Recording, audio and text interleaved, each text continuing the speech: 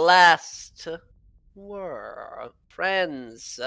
Well, let me jump on video for fun of it all. Oh, okay. Aha, hello. Howdy. All right. So, friends, let us begin with a brief recap. Is the music bar working? It is. Okay.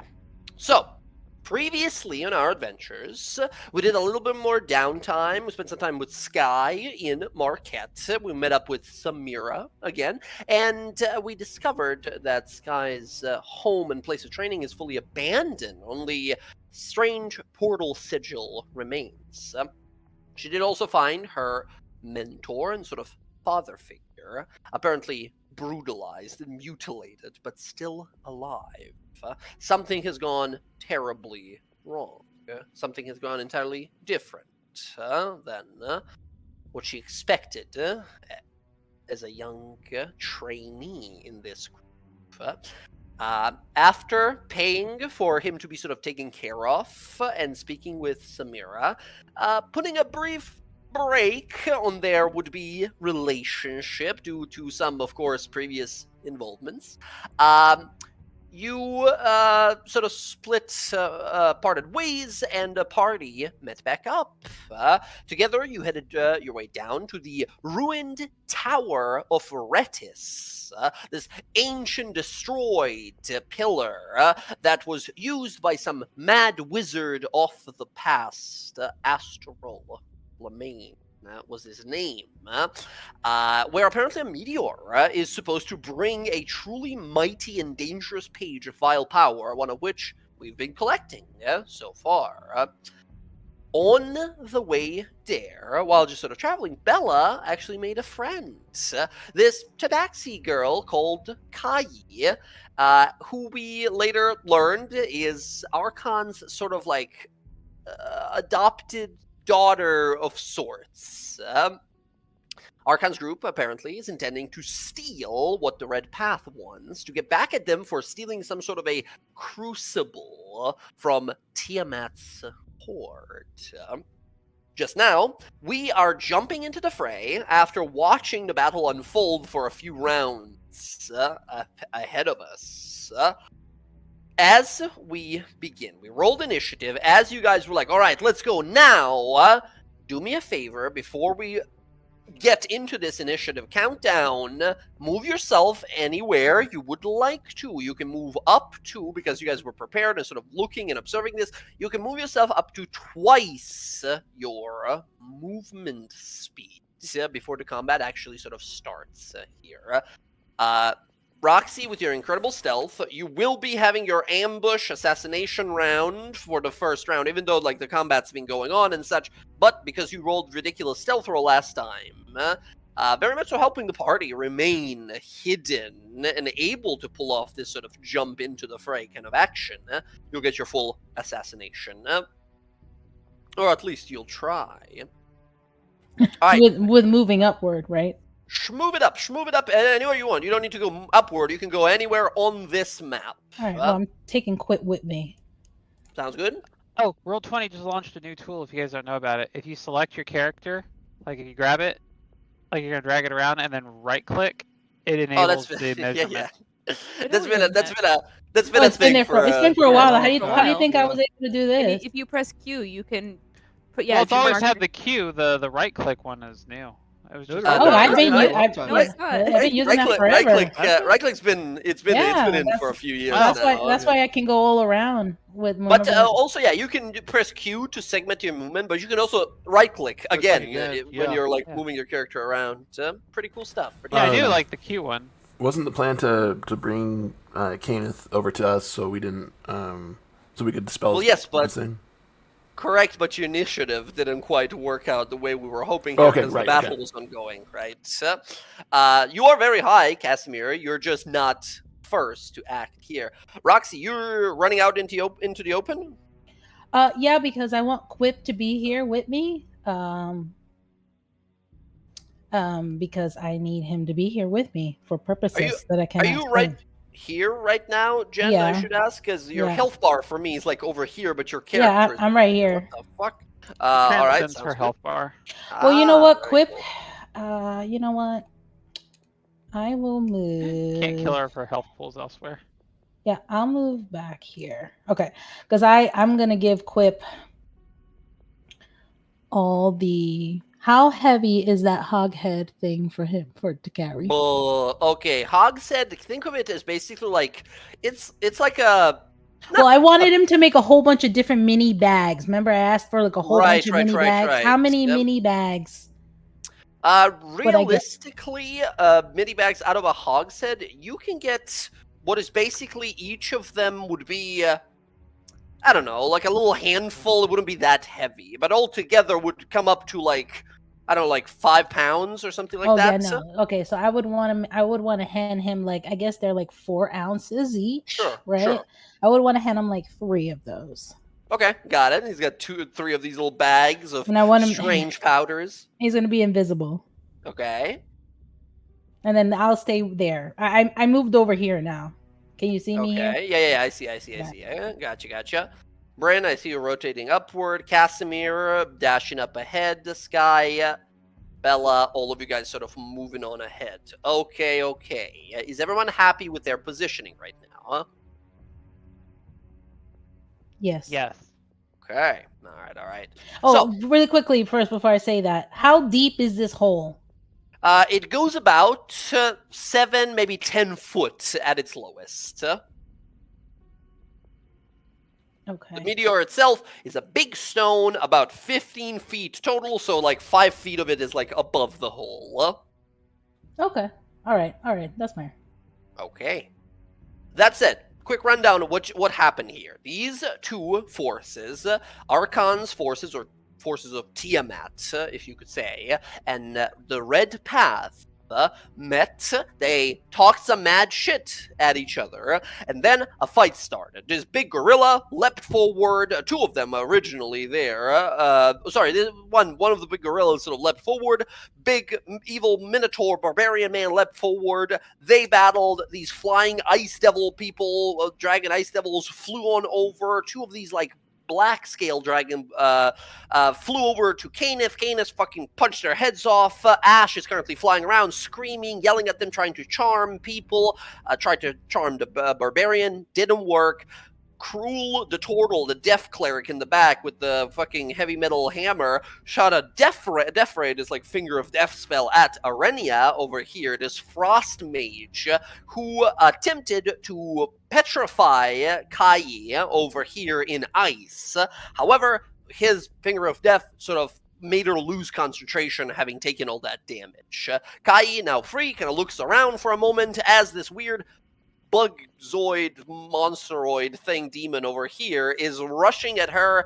This thing moves like Tasmanian Devil from Looney Tunes. It just sort of like spins, its whole body spins around, and it makes like a non-stop noise. So, as we begin here, as you guys dash into the battlefield, going to make a grab, I believe the plan is for Canis here, but of course, so much is happening, it's chaos of combat right now. As you guys emerge, is there anything you say before combat begins, right? Do you jump out and go like, hey, you, and then write anything? Or do you just like jump out and we're all going into like action mode, everyone's moving, shooting, fighting, attacking? Yeah? Or is there any preamble? I'm going to shout up at Asha, I am going to fuck your shit up. She, 30 feet up in the air, flying, her demonic wings sort of unfurled and wreathed in flame. She looks down, sort of surprised and confused, like, what the? And kind of stares around, kind of like, what is going on here? And then you see her sort of grinding her teeth when she sees the rest of you guys here, especially looking down to Casimir from that last encounter and that branch being kept. As that is said, she doesn't even have a moment to sort of react here. Everything is happening very fast. So, okay. Let us begin with our combat. So, first thing that happens. As the party emerges and begins to sort of sprint and run forward, You see everyone on the battlefield notices footsteps, right? They notice you guys, action mode, joining the fight here. They start looking over like, what the hell's going on? Whose guys are these? Like, whose people are these? Whose backup is this?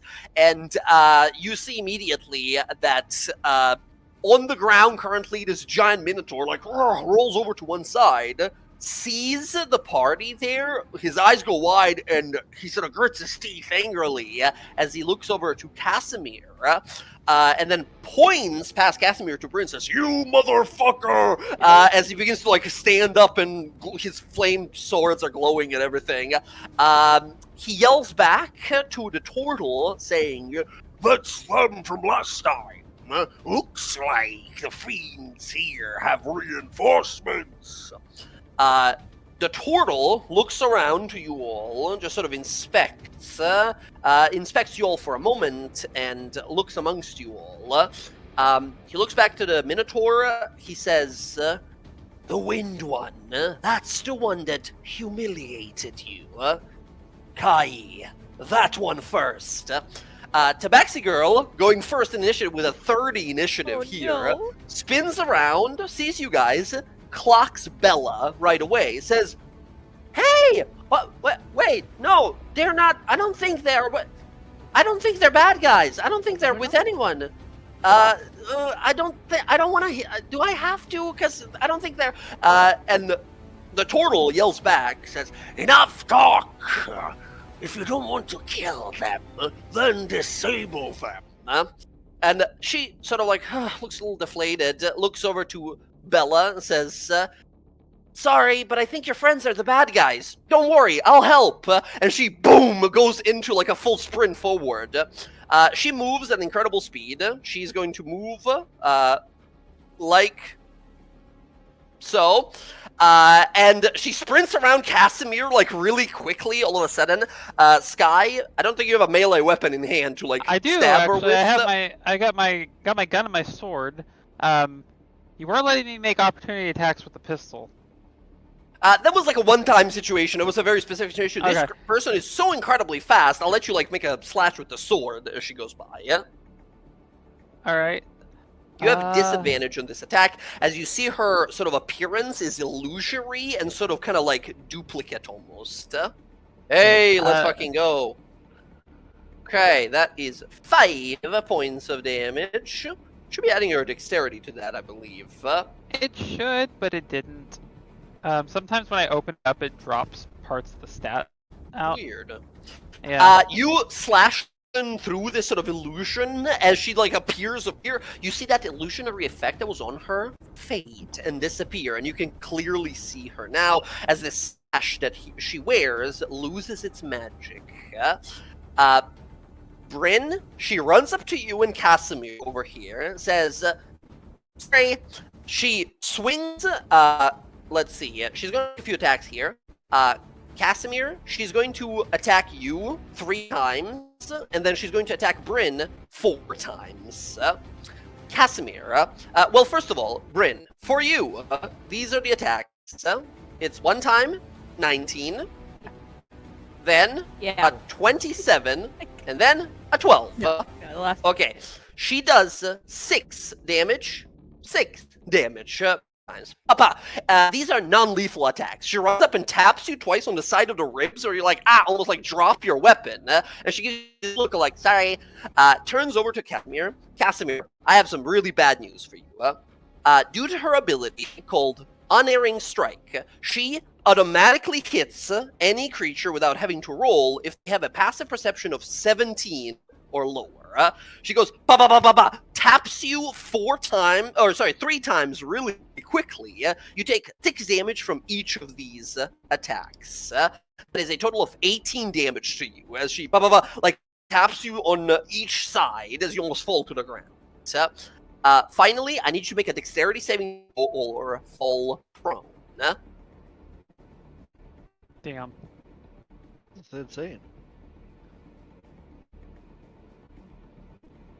Casimir, you feel all of a sudden gravity invert as you're looking up at the sky. Not the sky, you're looking up at the heavens above as you fall onto your ass. Immediately, one last strike for you. 22. God damn. Bah, 6 more damage. Can I? She. Sorry. Can I use my reaction for Hellish Rebuke? Yes, absolutely. Yeah. Reaction for Hellish Rebuke, a dexterity save. She's a monk. You're not gonna like this. That's a 28 on the dex save. Okay. Cool. Yeah. Roll it up. That is still damage, right? You roll 2d10 and she'll take half of that.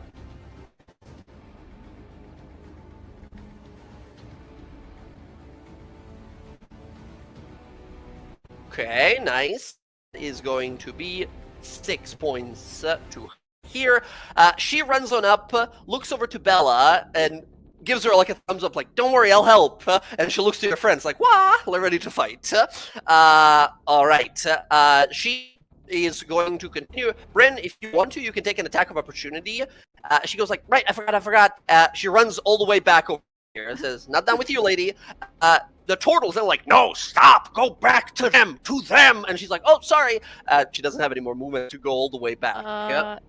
Yeah, hold on. I don't ever use my my moonsicle. Hold on.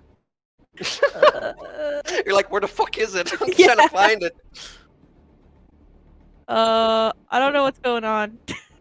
I think I missed a lot. Yeah. You go to grab for it. By the time you're like, you got it, she's left already. All right, that is her turn. Roxy, you look at this like, holy shit, that's a monk. For sure, a monk. It is your turn. What do you do? I don't think we have Bless. Yeah, we I don't got think you have Bliss, yeah. Okay. I think When I opened up the guide. sheet, it was clicked on. I couldn't remember if someone gave it to Sometimes us. with or- Roll20 updates, they refresh all the like add-ons and stuff. Bless is like a main like add-on people do, so maybe that. Gotcha. Okay. Okay, so I want to understand this crater. You said that the meter is also sticking out of it. Slightly, like just Oh, enough. So it's 10 feet down, but the meteor is like 50 feet to the top, so it's like 5 feet above the surface. Like the very top of it is, at least. okay, so what I want is I want to have Whip. He's in a half dash there to be able to get down. I want him to put the powder here on this Okay. meter. Then whatever little bit movement he has, let's see, that's 40. He has 80 with the dash. So I want him to Okay. get a little bit, not too far, just enough from the blast, like right here. Uh-huh. I want him to drop it and put it be like away from the blast. Incredible. He runs up, plants it, books it, double dashes back. As it's placed there, there's no like, you didn't install any like fuse to it or anything like that. No. It's gonna but need that's some what- like fire. To Yeah. ignite You mean something. the arrow that you let me buy? Yes, exactly. Excellent. As he runs up, places there. Do you want to tell the party what is it that your little minion has just planted there? Black powder. It's black powder. It's TNT, baby. Runs over, plants it there. You, it's a bonus action to ignite. Yeah, but I'm gonna. Can I use? Oh, so what I'm gonna do is I want to shoot Ash first, and then use that as my because I get 2 attacks from my dreaded ambush. Very clever. So I want to yes. shoot Ash It'll do first more with my damage. slow arrow. I want to shoot her first with the slow arrow. that I Slow have. arrow. Awesome. Go right ahead.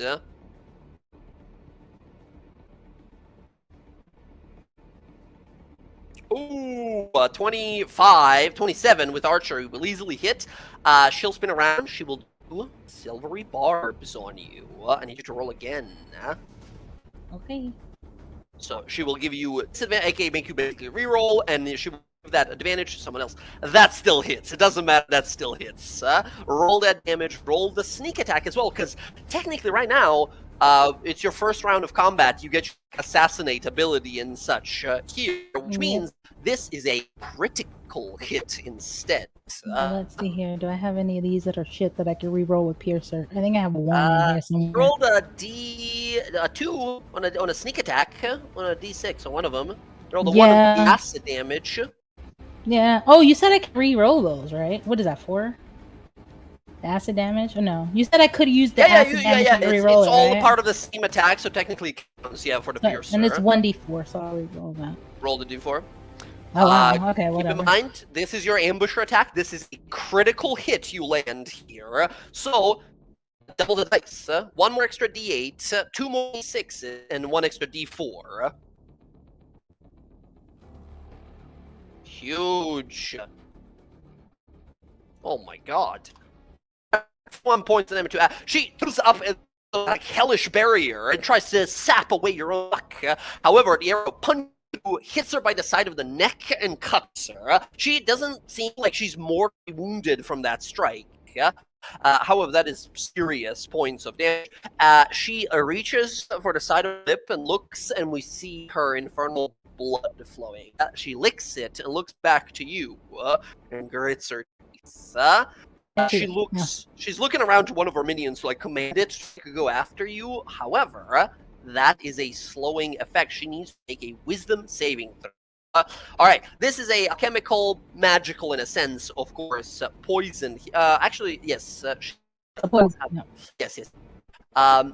She needs to make a wisdom saving throw. And Chico Jackson, wisdom saving attacking experience the effect of the slow spell. Slow spell is a magical spell. Unfortunately, Ash has something called magic resistance, giving her advantage on this wisdom saving. Here is doesn't matter. That's a natural 19 for a 26 total. Rewind! It's a 2! Oh my god. She fails the saving throw with that. She's affected by the slow spell, which means half movement, no reaction. If she tries to cast a spell, it's a really rough time. Saving throw at the end of each of her turns, she gets to retry its movement speed slowed is reduced by 5. Oh, and a success, they're still slowed down. That is incredible. She is slowed. Team fucking work. Let's go. Okay. Very All right, good. now I gotta do an ambusher attack with the arrow. Okay, this is the big one. Let's see it. It's nearly impossible for you to miss. Don't roll a 1, and that's all you gotta do. Okay. Okay, good enough. You blast, you speak word, the arrow ignites as you release, or bolt, sorry, here. Or is this from Yeah, the no, bow it's an or- arrow. No, it's for my bow. Okay, gotcha. Boom! The arrow fires off, ignites, and we see this sort of phoenix sort of appearance of a bird sort of appear around the arrow, and it travels down into crater. Everyone looks at it, tracks it with their eyes, and then we hear boom, an explosion, shattering of stone goes flying everywhere. Quip, I might have some bad news. 20 foot? Oh, he's just out of it. Okay, these two guys, even these guys over here, that was 3 of the, like, the 4 ounces that you set there, right? Yeah. Okay, I need to roll, that is 8d6, and this is a mix of, like, bludgeoning and fire as explosion goes up. I'm gonna give these guys a save. This is a DC 13. Here's the monkey. Monkey succeeds. Here's the barbarian. Barbarian succeeds. Here is the little demon over here. It fails, and here's the big Torman. Just succeeds. Alright, 32 points of damage. Boom to this guy. Okay, awesome. The barbarian is raging at the moment, so we'll take half of the half, so not too much, but that's alright. That wasn't our main goal here. Weird frog demon over here is pretty injured, nearly dead. Cruel mortal takes a good amount of damage, but it's still okay. Okay, the meteorite detonates. It is torn asunder from the explosion, just as we see Ash sort of go wide-eyed and kind of reach out like, no, and then boom, giant explosion. We see dark smoke rise up, black fumes that go into the heavens above as the stone cracks in half. A polished, smooth inside to the stone, almost crystalline and kind of glittery and glowing. Yeah, but at the very center of it, in a hollowed-out core, a scroll case embedded with like gold and silver rolls out and falls onto the ground right there. Ash reaches forward to it as if to say something, but get it, and those people are sort of like looking at what's going on. Yeah, over here, the frost mage goes, I think, yep, I got it, and she begins to sort of move towards it. Okay, so Quip was here in front of me, and he went here, and then he came back. Yeah, He's I think 40 that's feet. He has Oh, 80 more. with dash, so he can go back over there and pick it up. He runs over. I need Quip to make an intelligence saving throw as he grabs no. the scroll. He has advantage, being a little demon guy. It's magical resistance. He has a 7 of this. Oh god. I believe in him. Oh, 20. He grabs the scroll, goes like starts shaking. His horns grow about 2 inches, and you see a bunch of spines come back as he becomes like larger in size for a moment. And he looks around confused, like what just happened. I'll explain after this what happens, and Quip a little bit of a benefit. It seems whatever he interacted with was highly like malevolent and evil in nature, and he was able to immediately like just touching it, not to be overcome by it, but instead siphon some of its energy. As he looks around and says, "Mistress, I think I fucked up." As that happens, he has a scroll, but he's in the crater. But he's also invisible. Yeah, absolutely. But you just see a walking scroll, basically. Scroll doesn't go invisible, so he's just like floating. Yeah, there. I mean, he can't move anymore. I mean, if anyone has a way to get him or get the scroll, I could just say, hey, forget Gwen, got it. Very, very good. Okay, excellent. As that happens, Roxy, I think that's your turn for now. That's my turn, guys. Incredible. The scroll is out. As everyone at this point looks to it and, looks around the battlefield like, okay, we know what we gotta do. As everyone is here for the same eyes. Casimir, your turn. Okay. Casimir is going to stay where he's at and cast Embrace Destiny at level 4. Okay. So 4 dice for you. Embrace Destiny. 4 dice this battle. Roll them up. Wow. Okay. Oh, okay. Yeah. Also, you roll d12 rather than d20. Did I really? Yeah, you did. Son of a... Okay, gotta reroll that. Give it one more try. One more go. Okay. All right. Okay. Better. Got those written down. And then he will cast Prediction on Ash. Cantrip action. Embrace Destiny is a bonus action. Yes. Prediction. Next attack against her will add your intelligence to the attack roll, and if it hits, it'll do more damage. Very good. Casimir, any movement for you? I'm done. Okay, terrible news, friends. The turtle looks around, says, "Aye, get out of area." And she looks like, "Oh, you got it." As that happens, end of your turn, Kai is going to use one of her legendary actions to move half of her movement. She's gonna move 8 over there. Boom! Sprints out of the area instantly. As Cruel holds his hand up, unleashes a horrible spell. Everyone on the battlefield, I need a Constitution saving throw. I think you're out of counterspell range there, Casimir, so I think this is just gonna happen. He's the turtle guy downstairs. Turtle guy. Is it the out of magical range. effect? This is most definitely a magical effect. Little something known as Circle of Death. As a dark cloud appears from above and then unleashes this torrent of necrotic shadow down. So, not so much. This is 16. 16 is the number. Bryn, you just succeed. Very good. Bella with advantage. Sky, you're good. Casimir, unlucky here. Quip, I think. I think Quip might be just dead here. We'll see. Okay. These dragon do each. Bam. Failing. Okay. I think I'm gonna use my inspiration just because I don't think I can. I don't Well, want to. here's the damage, so you know, so you see if it's too much and you have to use it or you want to save it. The damage is 32 points.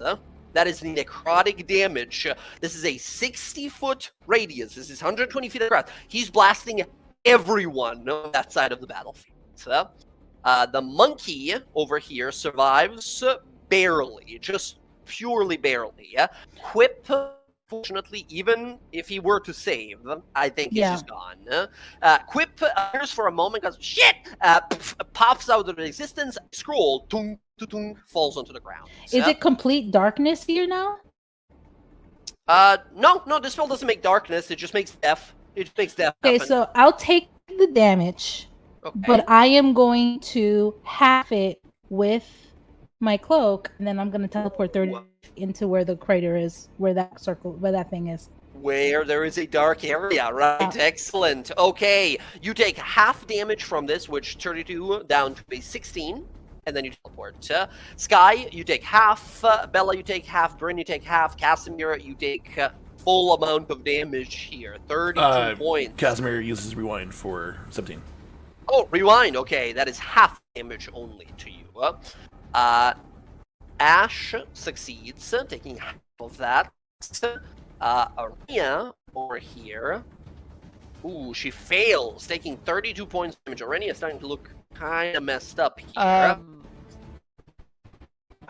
This guy over here. Actually, well. yeah. I'm gonna add a D10 to Arena's. Ah, okay. D10 to her. What's a one? Yeah. 1 up to up to her total roll is not going to change anything. Unfortunately, she got a very low roll up. I tried. Maybe she'll see him trying to protect her. Yeah, I mean, you look out and you reach out to her. Like, what happens during this when she sort of like readies an like arcane ward to sort of protect herself from the spell above? Then you do what? How do you try to like bolster her? I kind of like reach out and I shout, like get down, but there's like this like moment where she sees like a little bit of like a phoenix like in front of her that tries to take the blow, but it just kind of doesn't do anything. Yeah. She tries to block it. You call out to her. She sort of like double takes, and you see a moment where her sort of hands drop, and she looks sort of like stunned. And she's gonna stares, and she says, "What? That's." As this happened, Kenneth yells out, saying, "It's not her. It's what's left of her. Don't trust it." And she just sort of looks confused and sort of kind of steels herself. But there's a moment you see where she looked at you, recognizes you, and then Kenneth like yells out, like, "No, don't trust that thing. It's not real. Like it's what was left over." And she sort of, "Oh, okay, right," and readies her spell. Okay. Your turn is coming up soon. Cruel, over here, fucking this thing is murdered. This bugazoid in front of him. He is done for now. Yeah, he's done for now. Okay, he's going to move. God damn it. He's a turtle man. So he moves like this. He can't make it to the scroll. He's just slowly waddling his way over. As being as cool as badass as he is, he's got 20 move speed. It is what it is. He has to drop down 10 feet. Yeah, but it's not straight down. You can just slide down. Does he just slide down? It's a crater, right? It's sort of oval. He'll slide his way down. He's very slow. The scroll is like in the next square. He's not in it yet. Bella, it is now your turn. Oh, this is tough, guys. Okay, so where are you, Roxy? Roxy's right there. I'm right here. I moved 30 feet. So like, if someone could throw that shit to me. Do you want me to just get it? I mean, yeah. I mean, I'm just worried about the intelligence saving throw. So you wanted to go for Ash because with your flight. I can dash in there. I feel like I'm the only one that can go for Kai and like try to get her on our side. Probably, but at the same time, but what I'm saying is like I can dash down and grab the scroll into Roxy. Yeah, like, I don't mind wasting my turn for that. And if I need to attack, I also have range. Yeah, so you can shoot from far away. I mean. Yeah. And I'm immediately after you if that helps lessen your decisions. Because I mean, I'm just gonna say, we don't just grab this shit and just run. Bella, pure chaos, right? You are a proficient, like militaristically and like a fighter warrior. You're looking around, it's like a battle zone, right? Boom, boom, spells going on. Everyone's just fucking throwing punches, swinging swords and such. So much is happening. So much chaos is happening. Yeah. What do? You look over the battlefield like, oh my god, this is horrible. You clock Kai. She goes, hi. Like waves over in your Hi. direction.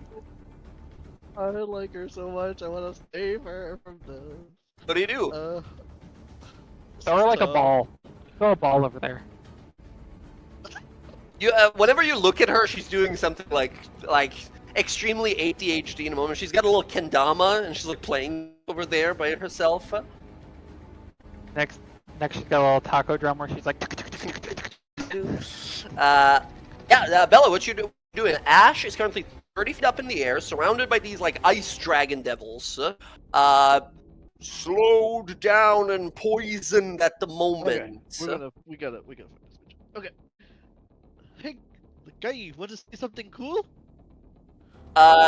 She looks over like, huh? Yes, hell yes. And then I channel with the helmet, put my hands on my temple, and I cast fly on myself. Wings emerge from your back as you fly on up like a Valkyrie. And then you Ash. So You zoom on up. It's an action to cast a spell, however, we'll mention. correct. Yes. Okay, you're in I her am face. aware. You got 60 feet of movement. Easily you can 60 make it up feet, there. So The devils look at you and talk to you in Infernal. Speak Infernal? I do not speak Infernal. I I want to get like behind her. Can I get like over here? So Yeah, easily. Not even. Okay, let's put my 30 feet up. Okay. I am curious. They say. I'm You went 30 feet I'm down. swimming 30 feet down. Sky, you understand him saying, like, reinforcements too little too late. I was kind of reaction when I flew. Her eyes fucking Puss in Boots, you know how he goes like, whoa, like his eyes go super wide in Shrek movies? Yeah, that's what she does, like, whoa, like super impressed. I got another trick, and then I summoned the Echo. Ooh, Echo is in, alright. So, bonus action. What? Summon Echo. Debo all the way in the forest, I just noticed Debo is never fighting. Debo stays safe. Debo is just like fully He sprinting doesn't- away he this doesn't- whole But fight. see, he could have went and grabbed the scroll. You know, he's not gonna die. No, And if he does, you just he's bring him technically- back. in the scroll. Technically immortal as long as Britt is alive now. He's just like alright, sitting there Bella, like, I can do it. I can take it. Bella, let me get you your Echo. I got it here. The Becco. On Okay. level. Oh, it is. Okay, perfect. Uh, Alright, I- summon. Summon it there, and I will just kind of say to her, to Kai, try to convince her, like, these are the bad guys, not us. We're here to stop them, same as you. Okay. You know what? If you manage to sort of, you haven't hit her anything at the moment here or anything yet. If you Well, I'm do gonna something, action surge and Oh, hit action Ash. surge. okay, Yes. absolutely. I was gonna say if you perform some sort of crazy feat of athleticism or some awesome attacks here, I will give you advantage on your persuasion roll. So yeah, I'm gonna action surge and hit Ash. That's Hell the yes. next bit, Let's, But I was yelling out to Kai to be like, oh, fuck her up. Look, you just. Yeah. Perfect. This is her enemy as well. This is her like The enemy dad's of my sort enemy of is enemy. my friend, right? Exactly. Go ahead, make some attacks. Fuck her up. Okay. She goes to like throw up a shield. Have a reaction. She's slowed right now. Slow poison. Okay. here I'm we laughing go. right now. Haha, Uh, Ash. You're laughing in slow motion or like super speedy for her.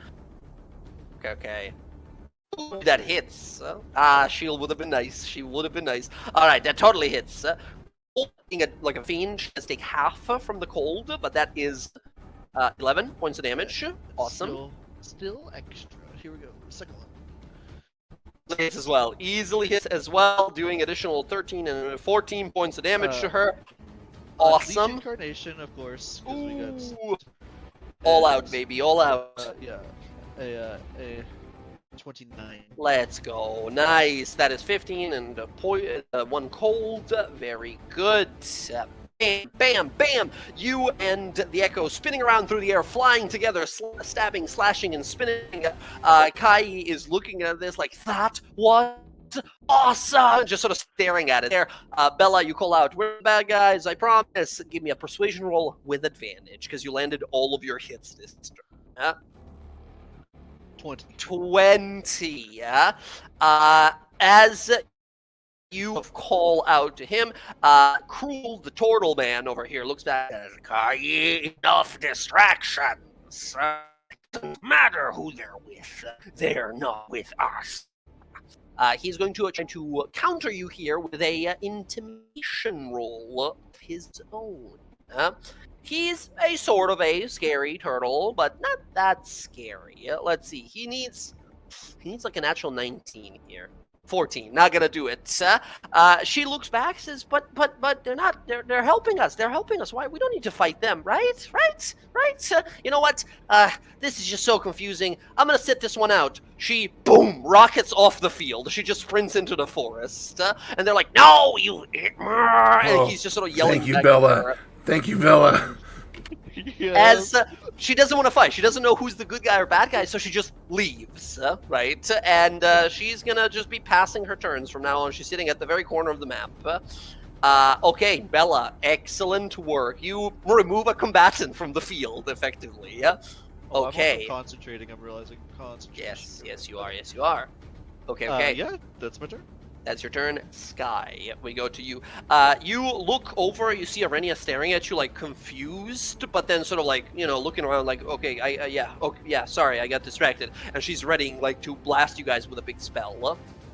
You see the big Minotaur standing up, pointing over to Bryn. I'm gonna shit in your soup. I'm gonna fucking kill you no. for what you did to me. As he's, like, getting up. What do you do? Sky is gonna dash. Mm-hmm. So that gives her 60 feet. Get away, stupid thing. She's gonna go. Boop, grab the scroll. Gotcha. You run just as he's, like, leaning down to grab it. You run up, elbow him to the side of the head as he, like, retrieves his head into his shell for a moment. You grab the scroll. The moment you grab it, it's like Superman grabbing kryptonite. It's like, oh, God, I feel weak, right? You feel, like, incredibly, like, drained and such as you almost fall to one knee. You watch as your fingers begin to almost, like, dry up. Your nails begin to turn, like, blackened and sort of, like, necrotized as the scroll has, like, great power, but you're able to sort of hold it there for a moment. He looks to you and begins to cast what seems to be some sort of, like, inflict wounds spell on next time he gets a chance. You got the scroll. What do? You feel like it feels icky and gross holding it. Feels icky and gross. It's a scroll case. It's not a scroll, so Right. it's like a scroll case. It has, like, two, like, sides of it that you can sort of unscrew and pull the thing out.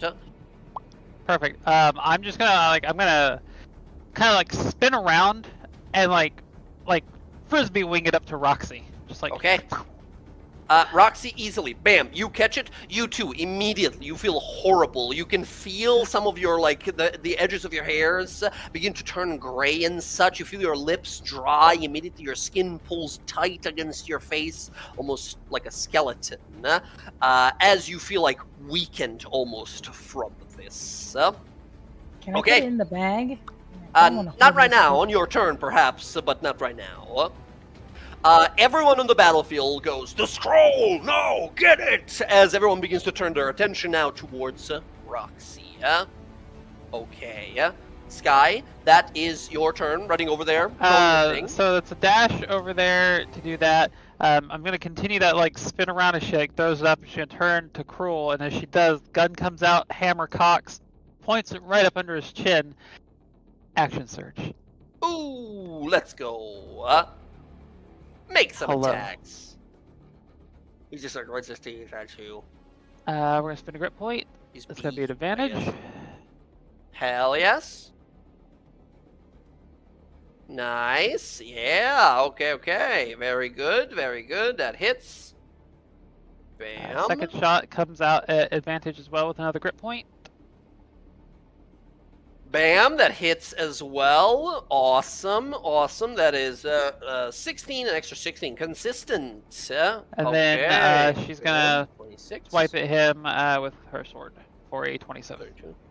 Ooh, and the sword you stab in as well.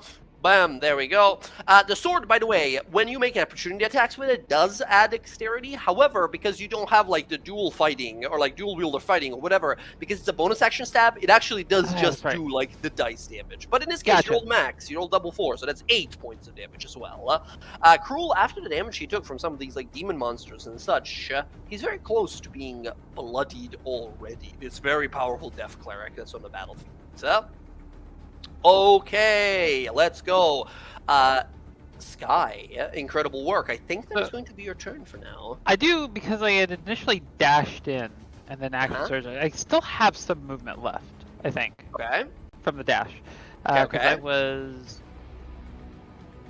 Yeah, so Yeah, you would have, 35. what, 15 more or something? No, 25 more. 25 more. Yeah, so I did that to him. I'm going to scramble up out of the hole and just see if I can Gotcha. get him to burn a reaction. Yeah, he will. He will absolutely take a swing with his big maul at you. He goes, wow. That's a 25 with his maul. That is a 10 bludgeoning and 10 necrotic. 20 damage to you. Ow! Big heavy maul, boom, slams you on the side of the arm as you go running away. Yeah, very good. That hurt. Oh, shit. He's a little turtle guy. You see him waddling after he can't catch up, right? He's not fast enough to catch up. I just like turtle noises, like... But like ominous turtle noises. Right, that's my turn. Okay, we go over to Torogar Steelfist. He jumps onto his feet. He has multiple attacks. One attack, he slashes at the throat of this demon man here. That kills the demon man. Demon man is now gone. The monkey is no more. Having spent half of his movement, he can only spend half more to move. He begins to move after towards Bryn. However, the turtle yells to him, "The scroll! Get the scroll first!" But she turned me into a fucking whatever. And he runs over, jumps over to this side. Roxy, you're 5 feet away. He can't reach you yet. He has to dash here. Let me take a look. Yeah, he doesn't have anything special here. Yeah, nothing he can do at the moment here. So he takes a dash action, and Roxy, he gets over here. Sort of blocking you from, sort of boxing you in, basically. Yeah. Okay, that is turn. Barbarian has to dash. It is what it is. Arenia going next. She looks on out towards the group here. She sees all these like ice devils. A problem is they're all ice devils, and she's an ice mage, so that's not too easy on her to deal with. But Bella is there. These ice devils are there. Everything's happening right there. Yeah. Okay.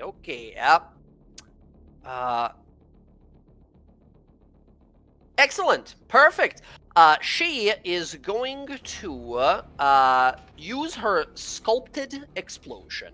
You watch as she weaves her hands around, conjures a glyph, and sort of pushes it forward. The glyph moves in a 20-foot sort of radius around Ash and everyone in the area there, and detonates with incredible power. 20-foot radius is gonna get Sky here. That doesn't matter. She's gonna do it right there on top of everyone. This is a special ability that she can do called the Sculpted Explosion. Bam! She gets to choose up to 3 creatures within the area that are unaffected by this explosion. Bella, Sky, I need you guys to make a dexterity saving throw as a explosion goes off. She gets to choose what energy type she's gonna do, being able to manipulate some of her own magic. Oh, I don't suppose I could just be like, you know, like you always were like the better one of us, just to see if she might have a little heartstring there and not blow me up. I'm gonna say in that moment, as you sort of call out, there's only a chance for you to do this because Ash is right now like slowed and unable to just like talk over you, right? Sky, give me just a straight charisma roll. If you are successful here, this will have serious consequences. I'm gonna spend my. Oh, okay. Inspiration. Dude. Okay. That's a 7. Okay. Double Freeze. It's a 12. Well, rewind 12. Wheel as It's well. a 13. My God. I hate to do this, but Bryn, your wheel is a reaction. You took your reaction to swing your sickle at the person Oh running shit! away Never from mind. you. It's so long. I I'm know so it's a sorry. long initiative. It's a long initiative. That's a Well- 12 instead, plus the 4, so 16 total to you, Sky. 16 is enough to give her pause as she sort of looks to you confused as you say this, and you guys share this moment where you just sort of stare at each other. In the moment she loses focus, you are ignored by this spell. Bella, I need you. Your echo is fucking decimated. It stands Yeah, no of chance, course, unfortunately. yeah. But you need to give me a deck save. This is a magical effect. You have advantage on this. Oh, okay. DC 15 deck save. If you fail, you're knocked Yeah. prone, which means you rocket towards the ground. That's what I was gonna ask. How does prone work when you're flying? Yep, so- yep. Flying creatures that are knocked prone hit the ground. Oh, that is good to know. I did not know Very that. good. Exactly. I actually okay. Yeah. They fall. The flying creatures that are hit Okay. prone, they fall 60 Good. feet. If they hit the ground by then, they took a bunch of falling damage. 18 is good. You will take half of that damage, and you're not prone. That is 20 points of damage to you.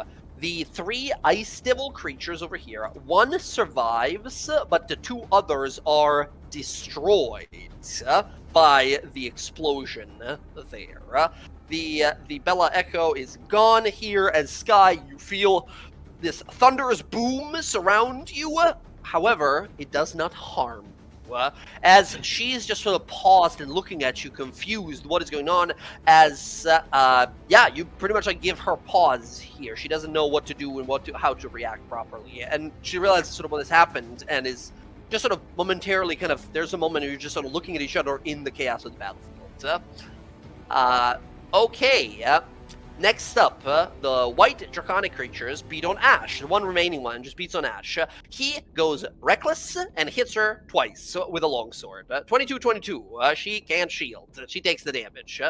Wow. 12, 13. Ouch. 25 points of damage to Ash there. Very good. Ash goes next. She is fucking pissed. Roxy has the scroll. Bella, you can take an attack of opportunity as she tries to fly away from you. Oh, of course, yes. Where's my weapon? Here it is. 25. 25 hits. I think that means Sentinel. I think that Sentinel, means yep. She's not going anywhere. Exactly. She takes incredible 9 points of damage here and 1 of the cold. Okay. She Don't sees turn away from your dancing partner, beautiful. You're going to pay. Most of her turn goes by the time she says that, as her action, man, that is rough. She's going to look down to Roxy, and her eyes glow red. She says, "Let's make this easy. The scroll and your devotion." Roxy, you feel an intrusive, parasitic presence in the back of your mind. Something tempts your love. Ash, you didn't see this before, but you can trust her. You can love her. She's the one. I need you to make a wisdom saving throw. Okay. As she's going to use her Song of Obsession. This is a charm type effect, so you do have advantage as a half-elf. As she attempts to dominate you. Oh my. 17! I can only be dominated by one person, alright? It's not you, bitch.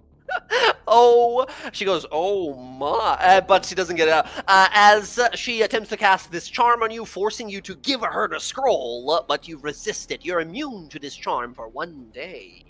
Very good. Okay, we go over to Kenneth next. He sees what's going on. He stares over towards Sky and says, Arenia, it's not her. She's above you, surrounded by enemies. Focus, please. He is going to he's going to use a bonus action to Misty Step to get over here.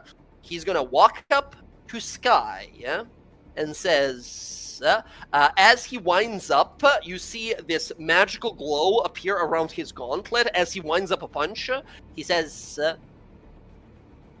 "You should have been gone the moment she ascended and became what she needed to be for us. You are just rotting leftovers." I'm way fucking prettier than that thing. In this moment, he swings. His arcane burst melee attack goes bam. That's a 30 from him. You take rewind. That's a 5 plus an 11. That is a 16. I don't believe a 16 hits you. 16 misses by 1. Incredible. Here is the second one. 23 that time. That's probably gonna hit. Oh, Casimir? Oh my god, he's got another 5. He's using it up as Sky. What would have been devastating impacts to you. With each one, there's a moment where you feel some of Casimir's magic, and you begin to evade and dodge and move out of the way as if by instinct. You dodge both of his attacks here. Oh, sorry, you dodge 2 of his 3 attacks. Here's the third one. The last attack, 19. Ooh, 19's still gonna hit. All right, Casimir, any more magic in that pouch? Not low enough. Okay, Sky, that's 39 points of force damage. Fuck me!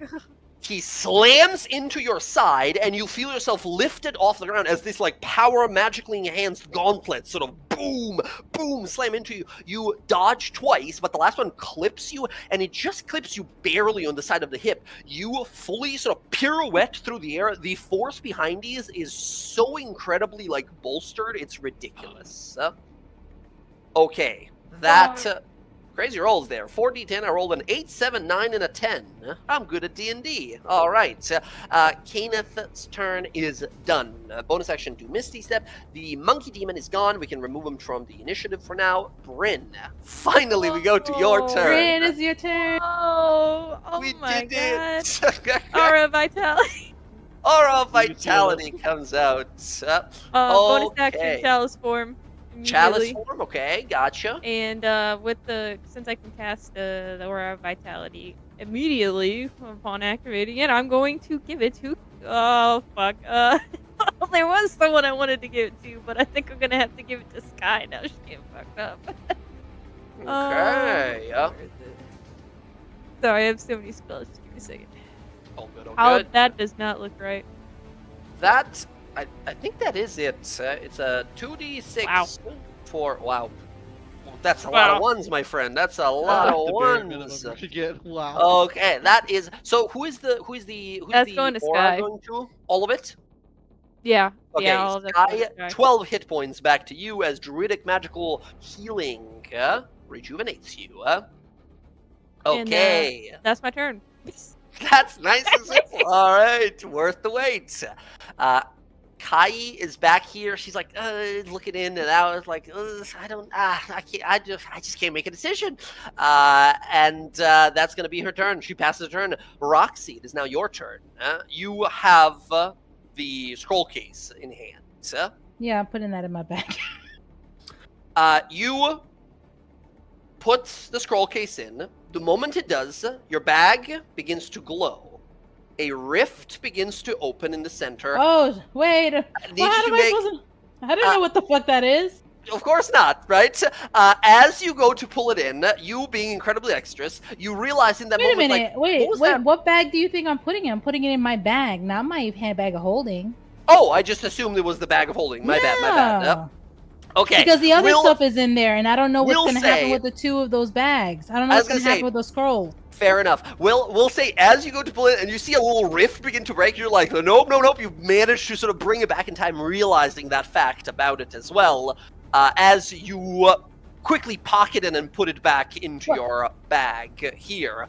Okay, you Wait, have I have a question. This guy is in front of me, correct? This guy. Yeah, in front he's of in me? your face. Okay.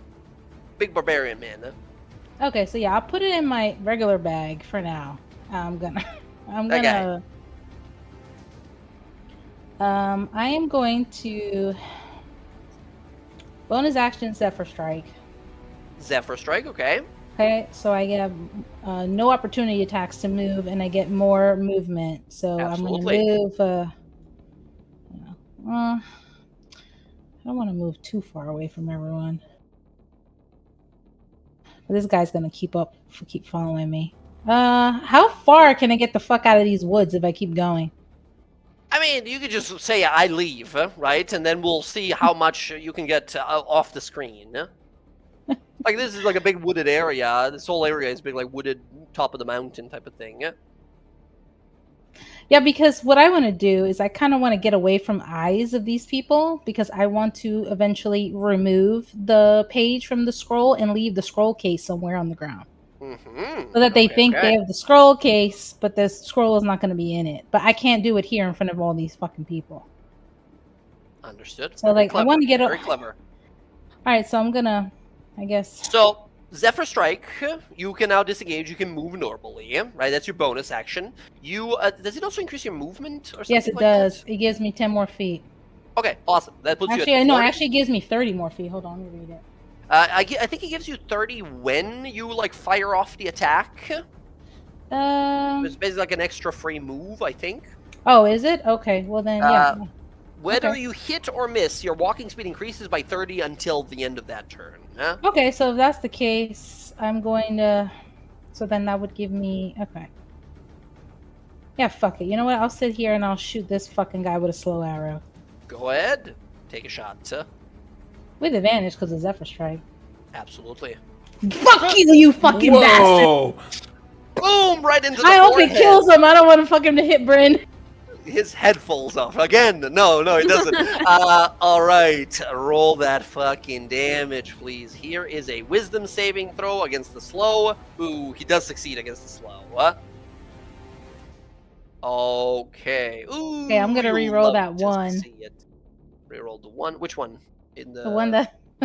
What is that one? Never mind. I can't That's from re-roll Zephyr that. Strike. That's from Zephyr Strike. You could roll the 2 on the original 8 on the piercing.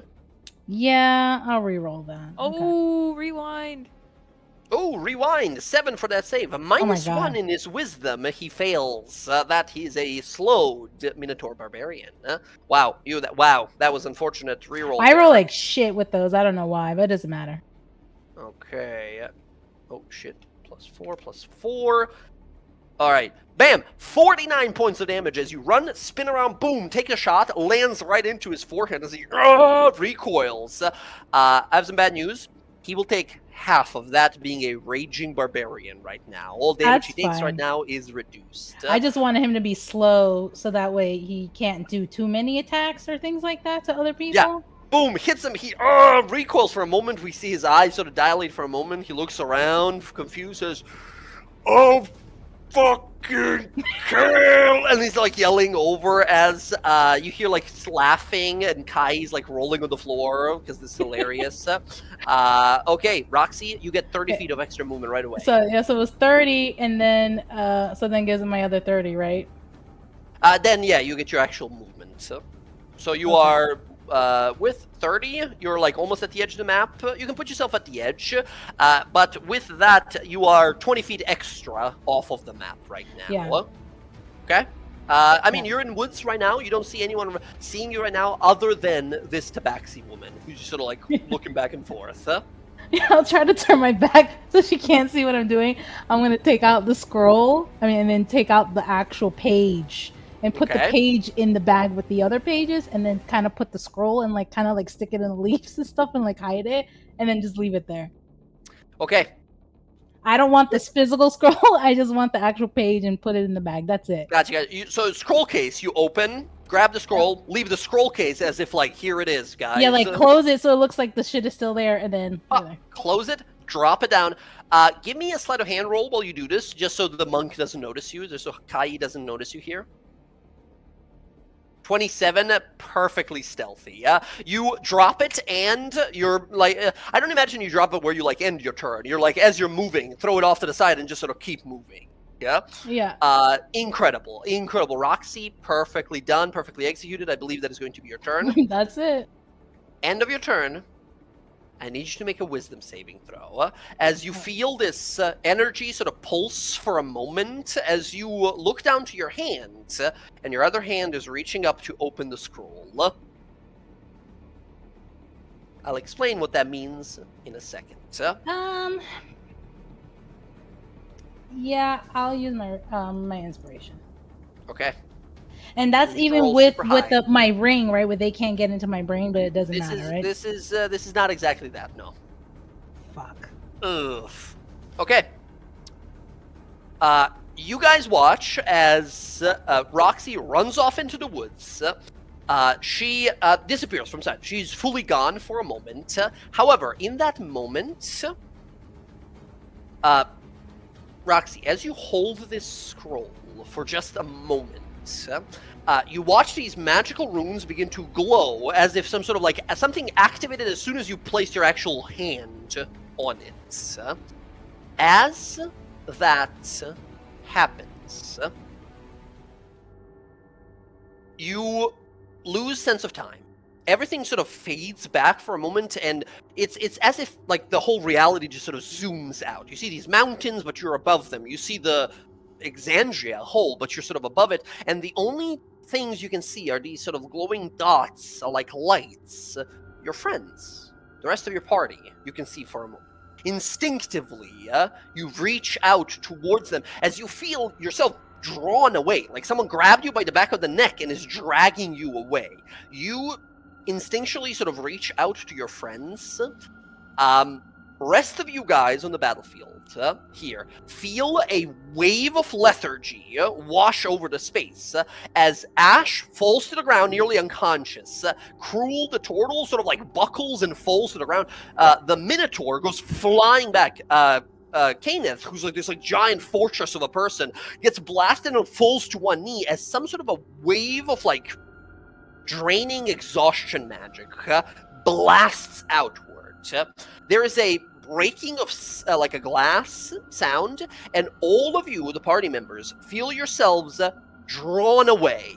You feel the same sort of draining effect for a moment as everyone in front of the battlefield from you begins to like sort of fade away into far distance. As that happens, you all find yourselves inside of this sort of like rolling, elongating sort of tunnel. Your sense of sort of all of your senses are becoming twisted, and you're sort of spinning around out of space, and you can't control your movement for like a better part of a minute or something. Your foes all fade. The mountains around you fade. You all of a sudden find yourselves drawing in on a similar mountain space. You see the tall mountains around you and such. Some of the woods are gone. The trees are sort of disappeared. There's no trees around. It's just like rocky, big crags and stone and such. It's like a lot more sandstony than it was. And then you sort of land there for a moment. You buckle forward. Those of you who do not have a constitution of 18 or higher vomit. You feel horribly ill and sick, like you've been in like a washing machine's like centrifuge and spinning for like an hour straight. You all fall down and you look around like, what the fuck just happened? You stand up and look around. All of your enemies are gone. You're in the middle of some mountains. Looks kind of similar. You see the ocean to one side, ocean to the far, far other side, but your enemies are all gone. And you sort of look behind you, and the only thing of notice you can see in this similar but kind of different mountain range is a pillar in the distance. And you kind of take a better look. You see a massive tower, like a big fucking wizardly tower in the distance. It's the only thing out here in these mountains that you sort of spot. You all look amongst yourselves like, like what the fuck just happened? As Roxy, the scroll you're holding in your hand glows with intense magic, almost burns your hand for a moment, and then whoosh, turns to dust. What do you guys do? What Do I just still have my happened? spell up? Yeah, the spell is still up. You can use as many charges as you have left. Okay, cool. I tried to put it in the bag, and all of a sudden it started glowing.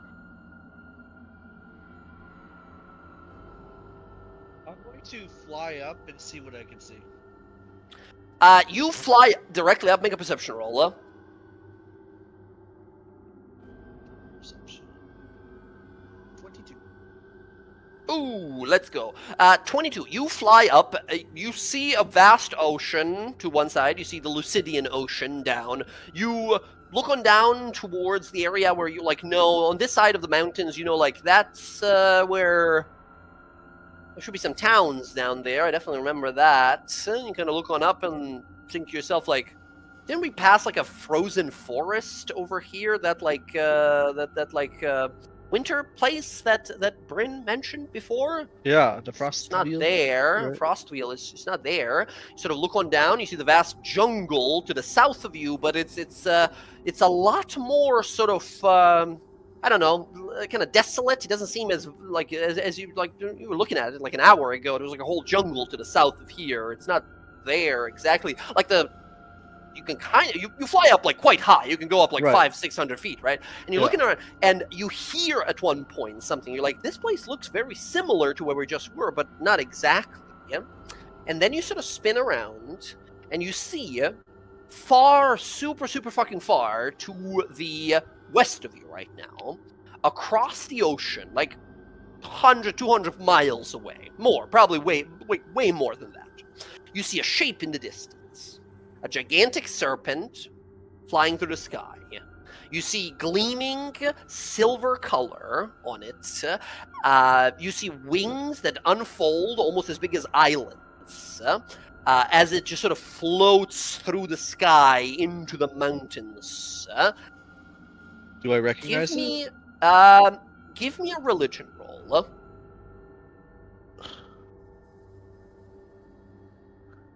it? 8. You have no idea what you're looking at in the moment. You're like, holy shit, that is. I've never seen a monster that big. That is colossal. Okay. You spin and sort of look on The about. only landmark that I recognize, well, besides what you described, is that tower as well. You see right? a tower nearby, and I'll Does this say, block my no need- recognition Yeah, of the yeah, it wizard does. tower? You Okay. look down and think, yeah, this is the area. This is totally where we're going because this meteor was landing here. This is where this ruin of this tower of Retis is supposed to be, where this wizard that went insane, this astral Clemane that went insane and then was killed by a bunch of adventurers. This was his tower, but when you guys passed through this area an hour ago, it was just a ruin. We spotted it briefly, and it was just a destroyed ruin overgrown with moss. And it's like an That's actual tower. That's a fully erect, built black stone tower. Okay. Oh my gosh. Okay, I am going to report to the group. So, oh my gosh, guys, I flew up super high, and it's very weird. The landmarks that we passed, they're no longer there. The frost field is not there. It's different. The topography is the same but different. In the distance, I saw a huge dragon serpent thing with silver. It's wings the size of islands. And that tower, that insane mage's tower, it wasn't destroyed. It was fully erect, as one would say. Wow. Look, I was just trying to put it in the bag. I didn't cast anything. I didn't even look at it. These scrolls do weird things. Well, I couldn't put the scroll case in the bag. It started to almost make a rift. So I put it in my other bag. And so I was like, well, I'll just take the scroll out and put the fucking scroll case somewhere else. And then it Not did this. judging your action. What happened to the page? Do you have it? It disappeared. It crumbled. What? You guys see as dust and ash just sort of falls to the ground from her hand. I'm more concerned. Where are we? It's almost like we've gone back in time. Is such a thing possible? I've heard potential of alternate realities and manipulation of gravity and time, such as the potentials of the artifact that my people worship. But I don't know. I've never witnessed it myself, of course. Maybe the crazy wizard in that tower has a way for us to go back.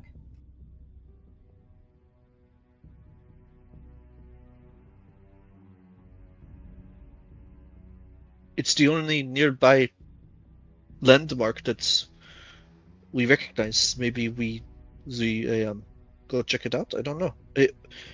Is everybody okay? That was quite a battle. I mean, We don't even know if it's real, right? Like this came from one of those fucking scrolls. I feel like I picked you all up and brought you here. how did you determine that? Was it? I didn't do anything. All I did was take it out of the scroll case, was about to shove it in the bag, and then all of a sudden that happened. Didn't even look at it or read it or anything. I What- mean, what as if much it's- as I like going to Crazy Wizard's towers, there are no other options. Would you propose? What if it's just an illusion? Can you like dispel it or something? I can give it a shot. And I guess Casimir will try and dispel magic. You try to sort of reach out for something to spell around you. You don't like casting a dispel magic. Just like nothing happens. Feels real. What about that message spell? Is that something that we have? I didn't prepare it for today. Okay. I'm just trying to think of our options. We don't know where we are. I mean, we do, but we don't. From here, we would know how to get to Singorn from here?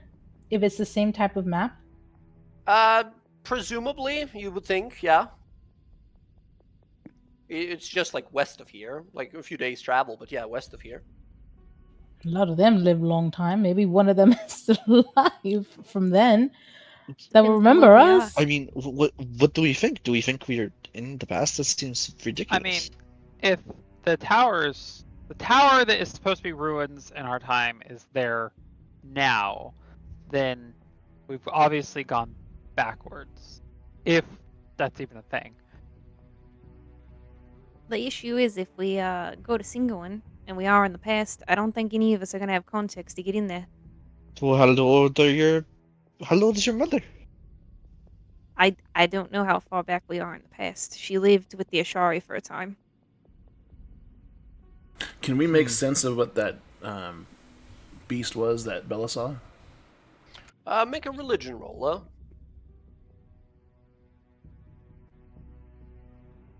Yeah, Casimir. Thinking on it, and I think while everyone's sort of talking, you're sort of thinking to yourself, and something that occurs to you, and it's like, no, it can't be. It's simply impossible. You walk up onto the side of this mountain, and you kind of stare on out, and you see this thing, this serpent, just sort of moving on, silvery sheen to it and such. Immediately comes to you. That out there is a being that, in our time, we called the Platinum Dragon God, Bahamut, flying through the skies of Exandria. Immediately, you begin to think, like, what does that mean? If he's here, how is that possible? The divine gate, the magical barrier that the gods have sort of self-imposed onto themselves, the exile. It seems that, in fact, whatever that scroll was, you and your party are now in such a vast time, so long ago, that the calamity, the great event where the gods warred against each other, hasn't even happened yet. We're talking almost 3,000 years before our actual time. Well, if we are in the calamity, then I would know someone in Singorn, but I don't think he would know who I am. I mean, Would it Cash share this information, or? Yeah, he he's was like, alive during then. that's Bahamut? Wait, Sorry, what? that is Bahamut. Ooh, like He's- the He's- the god. We're in the time before the gods disappeared. I think we're before the calamity, friends. Are you serious? That's awesome. So what do you What? mean? It's What not about awesome. We could have learned People- everything we can while we're here. No, we don't Don't- know like anything about Bryn. anything here. what do you mean? There's people counting on us. There's people we care about. Well, I didn't say look, we wouldn't go back. Can I'll say something here so you don't lose your mind there, Bella. They're not born yet. They're not suffering right now.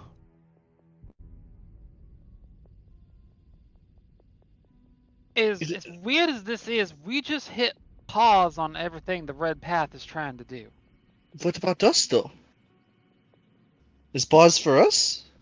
We could use this to our advantage potentially.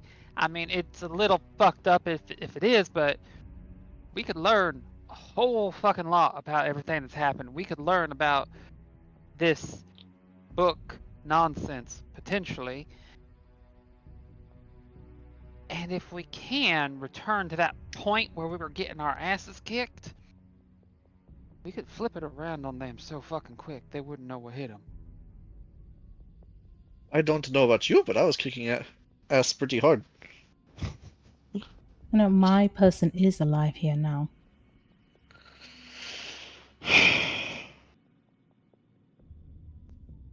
So where's this person? Where's Jonas? He should be in Singorn.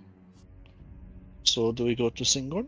I can't go to Singorn. I can't tell him anything about what happened because then nothing will ever happen. I will never meet him. He will never go in the maze. Then what do we do? What's our options? Well, there Westbrook still is- exists in this timeline, right? You know, we could set up ourselves for the future, being There- billionaires. There is a tower here. It is still... It's wrecked now. Which means if there's a wizard there, he can tell us what's going on. This wizard is mad, Casimir. Maybe Was he he's not mad crazy then? yet. I'm just saying that he was written in history books for a group of adventurers who came together to kill him What- because he was mad. What Maybe does it's us. Kaz Not know us. Maybe about we this killed wizard? him. What do you mean?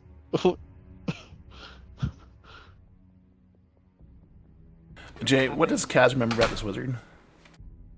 I mean, not much. There's like most of you guys that would know here, having done some research, and from just like being an archaeologist as well here, Bryn. You guys all together sort of learned that this was some powerful mage in the ages past, and he was one of these like extremely super mages, right? These guys that were like challenging gods and such. And he broke. His mind broke at some point, and he just went full like crazy villain guy and tried to like wash the entire like south of the continent and like destroy everything, rule everything, whatever he took. And then a bunch of heroes gathered and was like, "Hey man, can't do that. Can't do villain stuff." And they defeated him. The tower crumbled, and only thing that was left of him were these things called astral scrolls, which are these like rare writings of very sort of intricate magic that no longer function because magic is different nowadays. This was something that Bryn, I don't know if you recall, but this was also something that was mentioned to have been stolen from the when like the stones went missing and everything that Jorlin mentioned. If he was mad at one point, and that caused everybody to turn against him, that means that there was a certain point in time when he was lucid. Maybe, potentially right now, he is lucid. What if talking to people from the future makes him go crazy? Don't tell him anything about the future. Yeah, we don't tell him anything. We just say we're adventurers from this time. That's it. Don't say anything else about anything.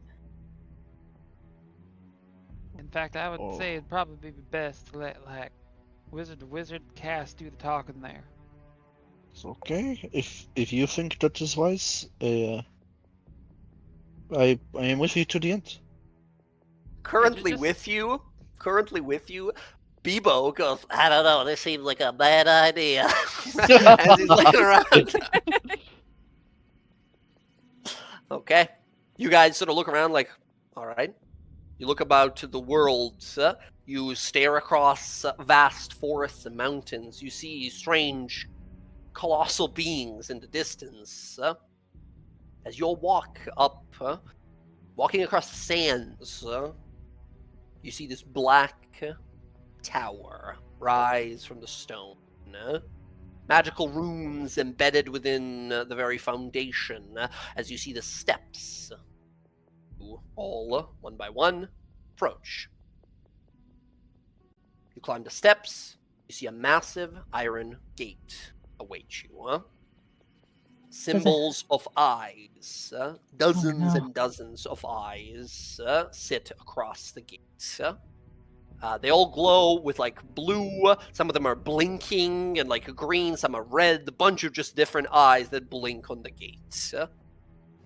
Are they like Ioun eyes? They look like everything eyes. There's like some like golden. There's some silver. There's some like dark red and green and ominous and good colors. Just about everything. But they're like blinking like real eyes? They're blinking and sort of looking around. Some of them like to look at you as you approach, but then sort of just like keep looking around the area. This is fucking weird. As you guys approach, a slit opens at the center, a mouth and teeth open on the door, and a tongue rolls out. And this mouth speaks from the center of the door and says, "Visitors to Master's Tower. How unexpected. Go away, pests. Master's busy." We would just like to speak to your master. Yeah. Who are you? My name is Casimir. Very well. What do you want, Casimir?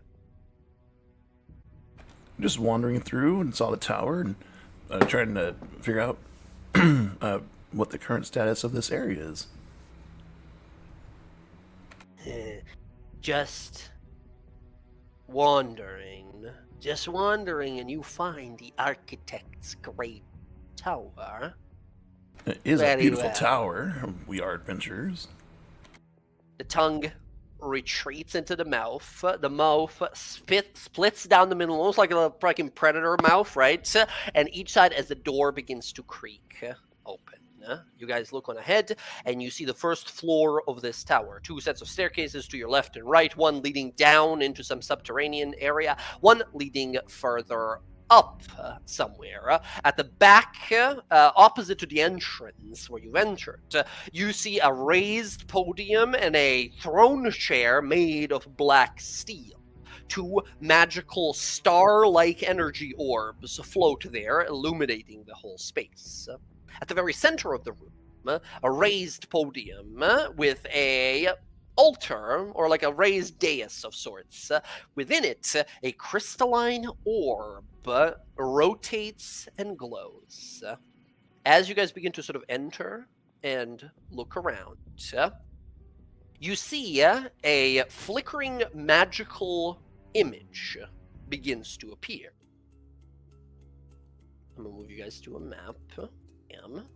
You guys should be able to see the current area you're in, yes? Yes. This is the tower you see up ahead.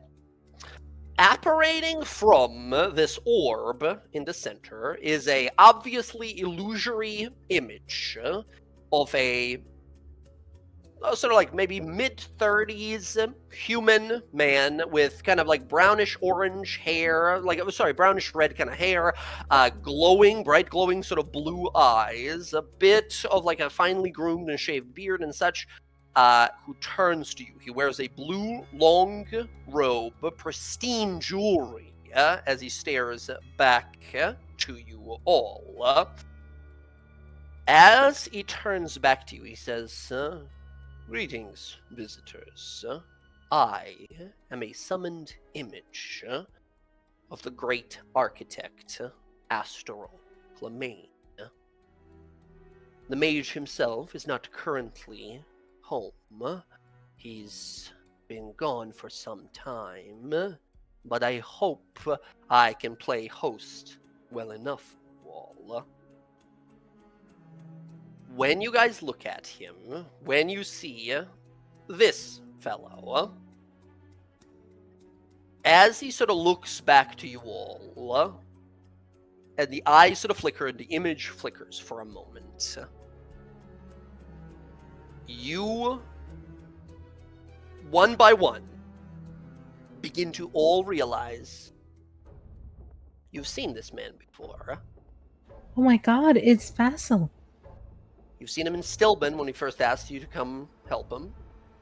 You've seen him in Western when he invited you to come to Iman and help him gather a thing from a crater. And you've seen him again when you handed him that spell gem. Much younger, in a much better shape.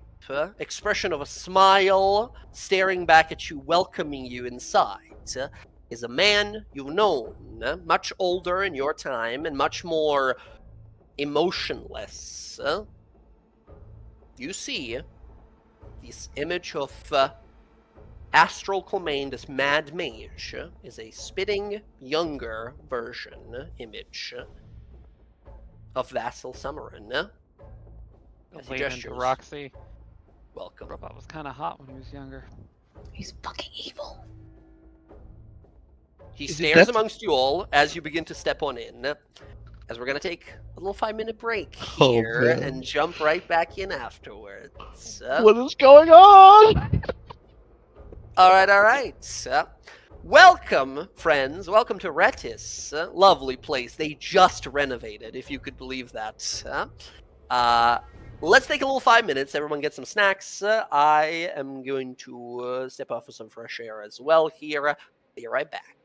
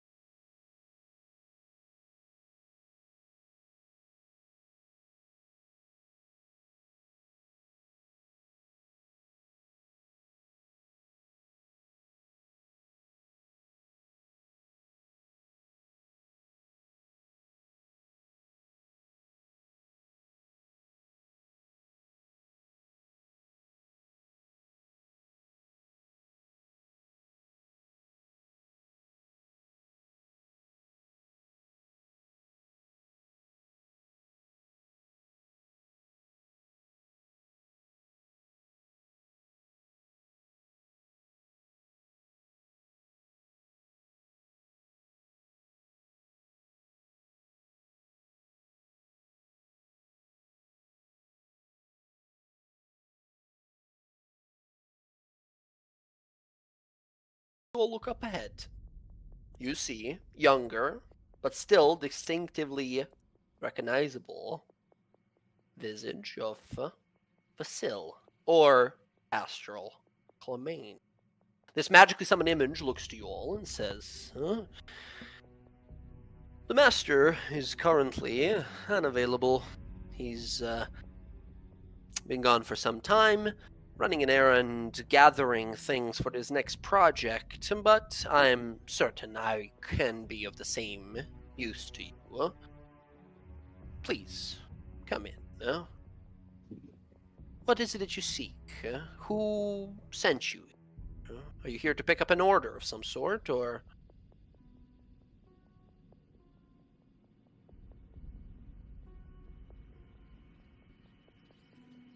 Oh, thank you for. I'm sorry. Go ahead.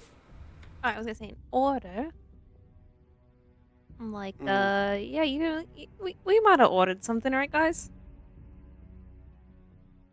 The image squints at you. That's a thinly veiled attempt there. You're obviously not here for anything, so... We are adventurers wandering through the area. We saw your tower and we admired it. We have heard of the illustrious architectural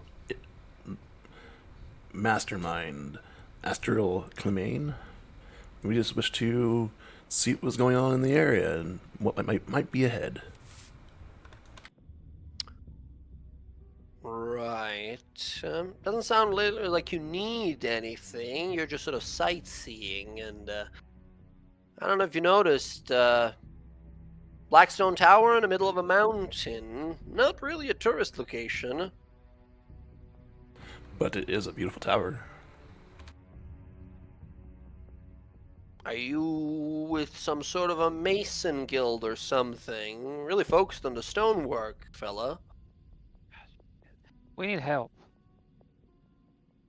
Of an arcanic nature. Huh. That's a little more familiar.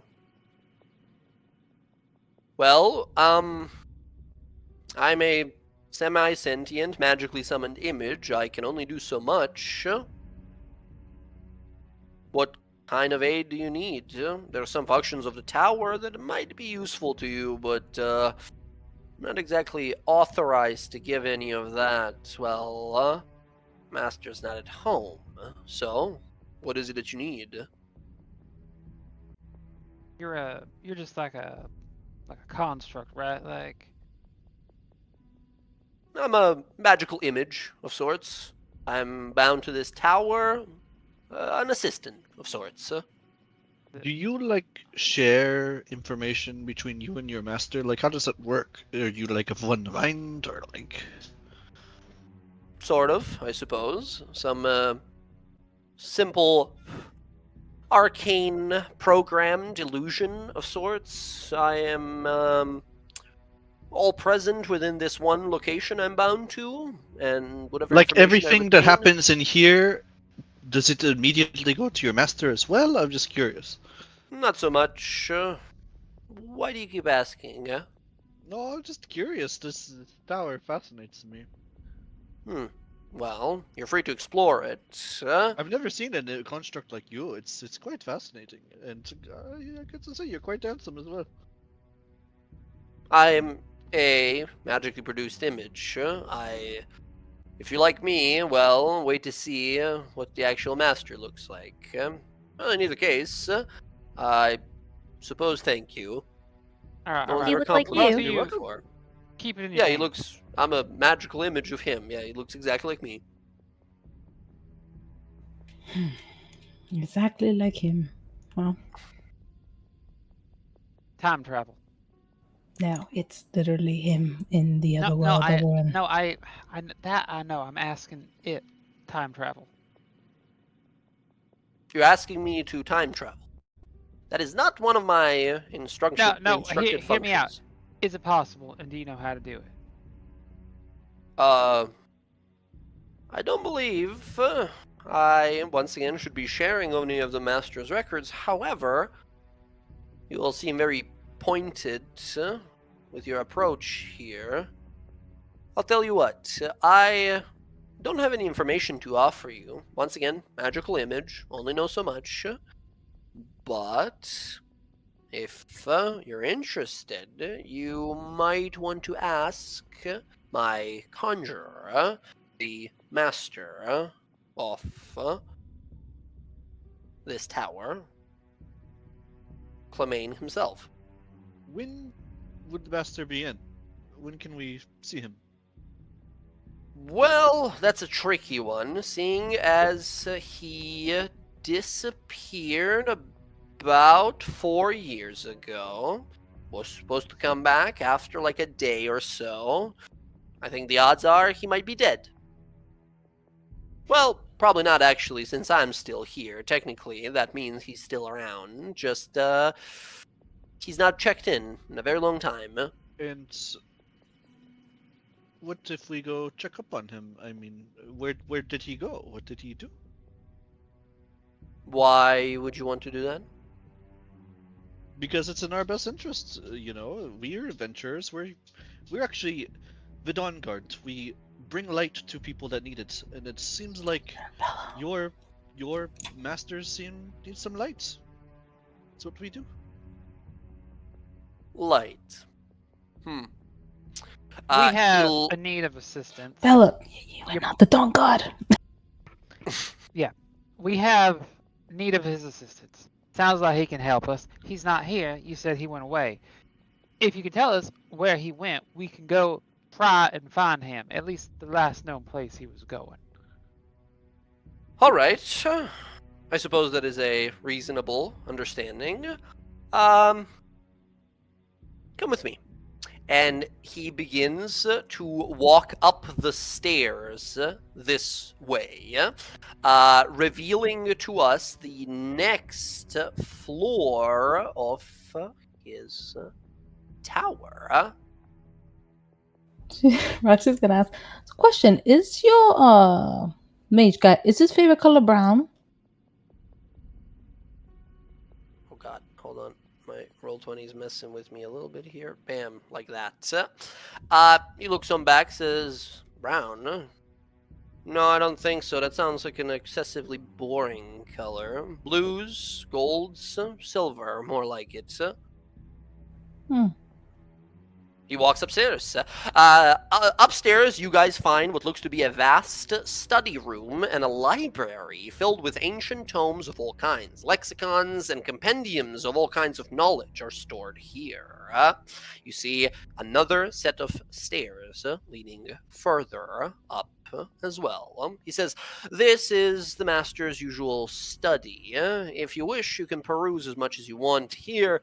I am not fully certain what he was working on last, but whatever it is, it should be here. Oh, can we look to see what he's working on? That'd be cool. You begin to sort of peruse and inspect the place. You find a few notes here and there. These books here have some insane level of sort of like tinkering and magical ingenuity. This guy's obviously a tinker, or like a creator, or an artificer of some sort. There is magical sort of formulas for how to make a city fly. There are formulas of how to split a mountain in half. There is sort of like mechanical descriptions and magical enchantments of how to create the first Warforged. There is incredible, anything that you can almost imagine in this ancient time, to a level of us as players thinking of like nearly sci-fi level stuff, like ships that can travel not only the sky, but like deep space as well, and all kinds of insane levels of tinkering. Yeah. Tomes are filled with ancient pieces of lore and such. Some of it is so ancient it's not even never been discovered, but people in our own timeline either. As you sort of inspect for some time, can I have you guys give me investigation rolls to find anything interesting? Yeah. Okay, very nice. Well, I'm using my inspiration because that was terrible. Oh. Spite. Okay. All right. Okay. Sky, looking around, you're unable to find anything of extreme interest here. Bryn, you are purely fascinated by what is going on here, the excitement of it all. You get sort of caught up in some of the random tomes speaking of some historical events that have happened even before this time, right? As you are enamored with it. Meanwhile, looking on through here, Bella, you find one interesting piece of detail here.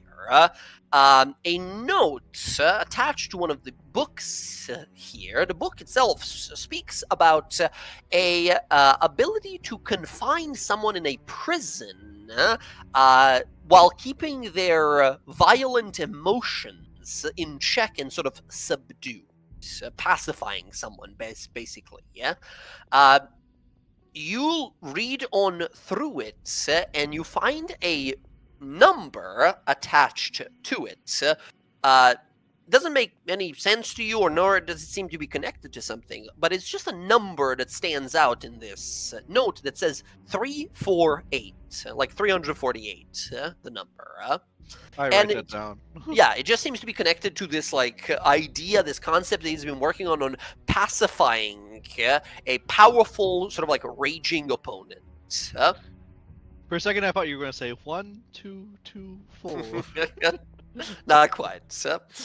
As you guys sort of keep on looking around, Casimir, with your 24, you find what looks to be a personal study book, a journal of sorts that speaks about some most recent projects. Two to mention here. One speaks of preparing a prison unit for a entity as strong and as powerful as a god. There is a mention here of a prolonged project he's been working on of creating or redecorating or remodeling a location within the abyss, the eternal realm of demons, that he has cleared out of most of its inhabitants and started working on turning it into a prison for a creature of vast power, not entirely divine in nature, but something alien that might be useful later. Something called Thurisdune. Work in project, apparently. Work in progress. I'm sorry, is apparently. Thurisdune a place or a person or entity?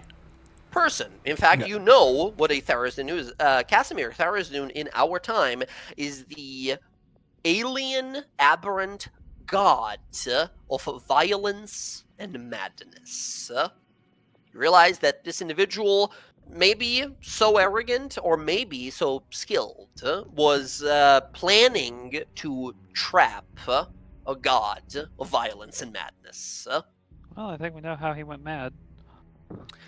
You continue to look on through here, and as you're sort of looking, poring over these notes here, Roxy, with your 27, beating the next sort of success increment here, you find a little notepad, basically, that mentioned, as if like a little sticky note that he left, that says, empathy stones running low. Working on the rage subduing still. Need to head down to 348 and recharge the crystal. Shouldn't be more than a few day trip. Reminder to self, fix Skydome.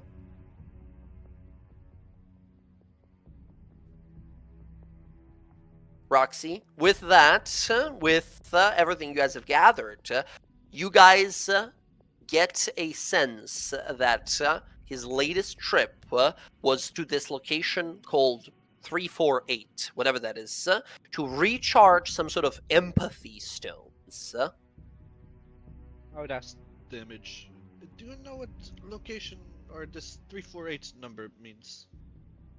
Looks on over and says, I am familiar, yes. That's one of the access portals downstairs. In the basement, there is a access room to many locations across the plains. I believe 348 is one of the few doors we have downstairs. Do you know where it leads? I am not familiar with the names exactly, but there's a plaque and a description on every single one of them. Okay. I could lead you there if you wish, unless you think there's any other need for you to continue exploring the tower. I have a interesting question here for you. Of course. Y'all have anything on like sucking the magic out of something and putting it elsewhere? Repeat that. I didn't actually catch you there, Jess. What was that? Do y'all have anything on siphoning something's magic out and putting it elsewhere? Like, for example, sucking it out of a person and putting it in someone else. Yes, certainly. Of course. It's one of the Master's primary uses of magic, siphoning it from other objects or creatures to enchant his creations. How do you do it? Well, I'm a magical image. I don't know exactly. I'm only limited to information that is useful at a time's notice. But something like that, I'm certain that you'd have to ask Clemaine himself. But yes, that is one of the main ways items are enchanted or power is transferred. It is often done with a great success rate towards the siphonee, while the siphoner, while the siphonee are being objects or people usually disposed of. Interesting. Thank you. Jay, how big is this tower? From outside, it looked like it may be, I don't know, like 100 feet at most, maybe a little more. 100 feet. And how many steps that we go up? You are currently on the first floor. Ground floor, Hmm. first floor. So, I don't know, you're like 30, 40 feet up. Okay. Why don't we just build towers anyways? It seems like, I don't... Wouldn't it be more efficient to build like a building or something? Isn't it a tower building? I mean, but like it's so like on top of each other and the floors are so tiny compared to, spreading out. I don't know. Just Easily defendable for a mage. easily defendable. Interesting. Yeah, ain't you ever played one of Place them little is, little tower defense games? Tower defense games. I don't think they have that where I'm from. The image sort of looks around and says, the place, I assure you, is fully impenetrable. We have dozens or so different kinds of defensive mechanisms and guardians all throughout the space. Oh, I was just I understand. Not coming. I was just curious why all mages seem to have towers and not something else. I don't know. Well, But then again, I'm just a magical image. What's in the basement? That is where he keeps his storage space, basically. There is most of the miscellaneous reagents or pieces of equipment necessary for enchanting and such is where that is kept, as well as the entrance to the portal room, where all these gateways to other realms are located, including this door 348. I can take you there if you wish. Sure.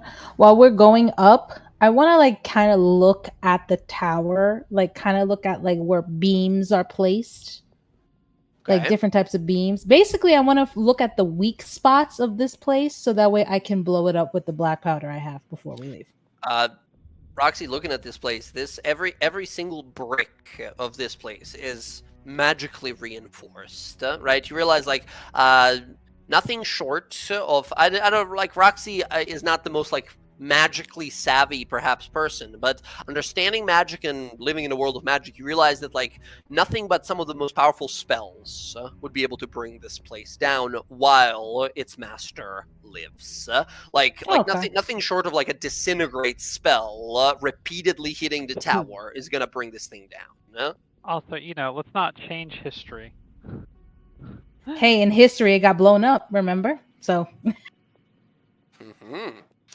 The image of Astral Clemaine looks to you says, well, do you wish me to keep giving you the tour of the tower, or should I take you to the basement to inspect these passageways?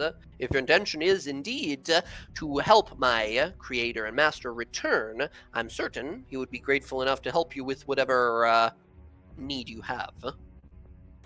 I'd like to see the above floors to see what else he's working on to lead us to him.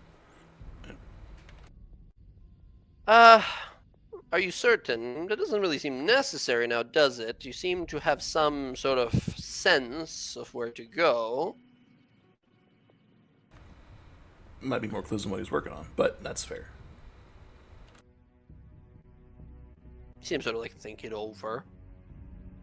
I mean, I suppose he's been gone for such a long time. Very well, follow me. He starts heading further upstairs. What is was that? up there? The rest of the tower, locations like this one. He brings you into this next room here. He points it out, says, this is where the master usually spends his time doing whatever creative writing, as well as some relaxing, I suppose, minor enchantments and such. As he moves onto this next floor, you guys see in this room a plethora of scrolls and different spell focuses left and strewn about. Reagents for all kinds of spells are left here. A big table in the middle of room with 2 candelabras that glow with infinite light. A enchanting table to the top right in the room. A few spell scrolls left here and about, as well as some miscellaneous strange items and artifacts. Oh.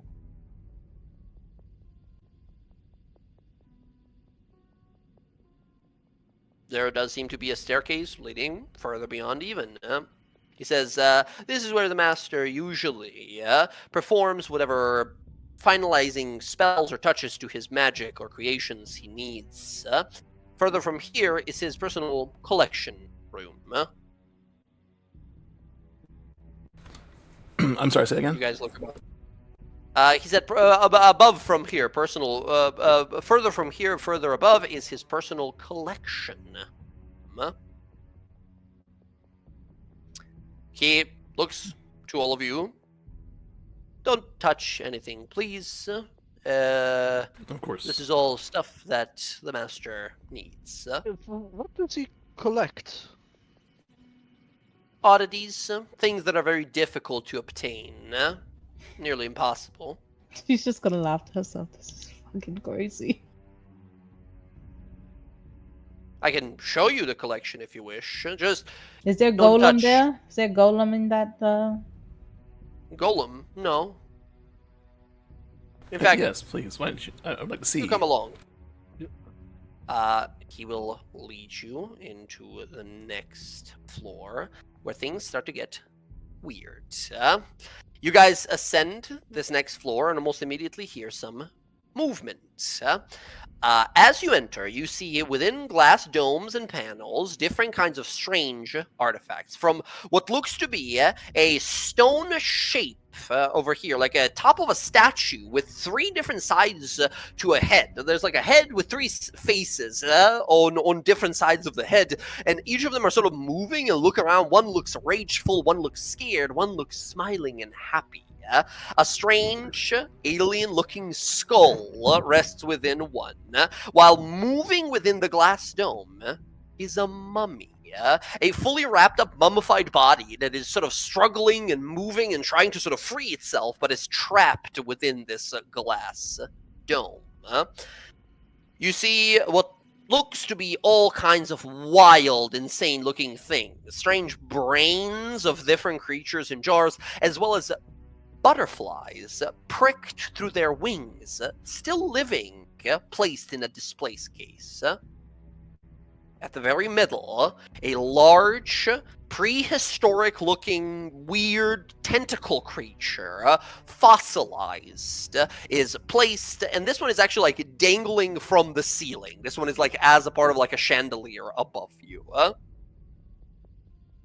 These are some of the items in the Master's collection. Sort of looks around and says, the last floor above is the Master's personal quarters and bedroom. No one is allowed up there. Fair enough. I believe I've shown you most of the location here. Indeed. Can I take a look at this head thing? What is this thing? Which one? The three-faced head. There's the three-faced head. You look at this thing and inspecting it for some time. You see what looks to be some sort of a abhorrent transmutation of a celestial, a fiend creature, and a fae, as if forced together into one being by some sort of arcane transmutation. Partial success, perhaps, as all three entities seem to live within one body, but the shape is constantly falling apart and reconstituting itself. A most unholy chimera. Ugh.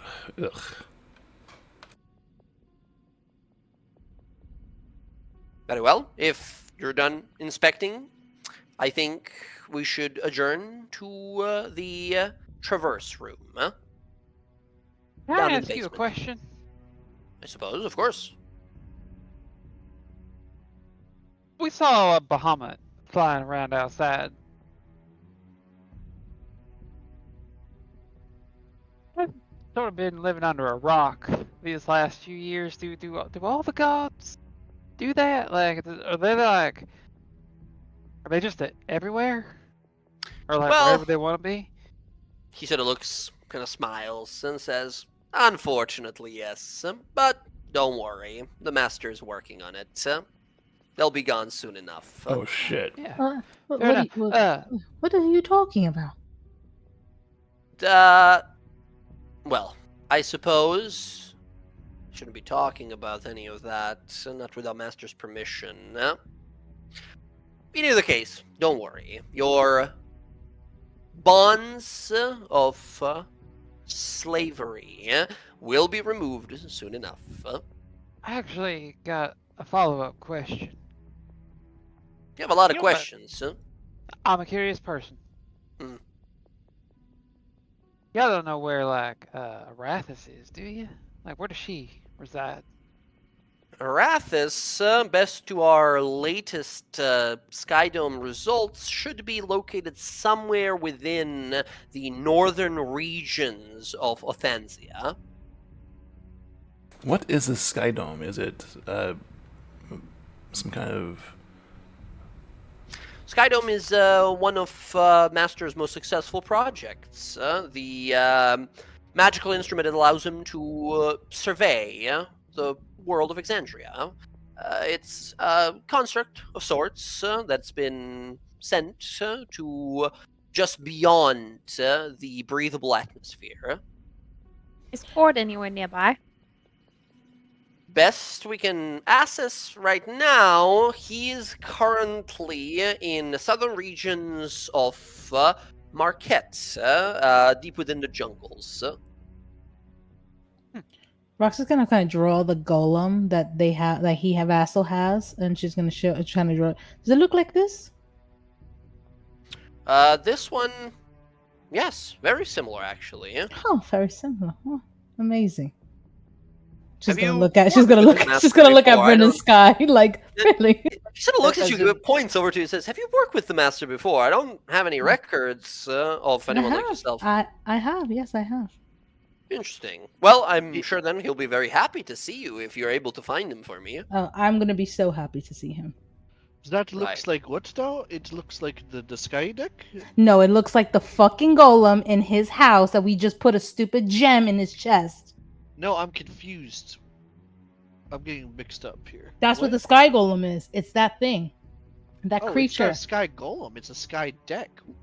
No, It's called the so- Sky Dome. Yeah. And apparently it's some sort of like a magic he uses through this construct that is sent into the air and apparently is able to survey the world overall. Basically, aka what you guys are understanding here is it's a satellite.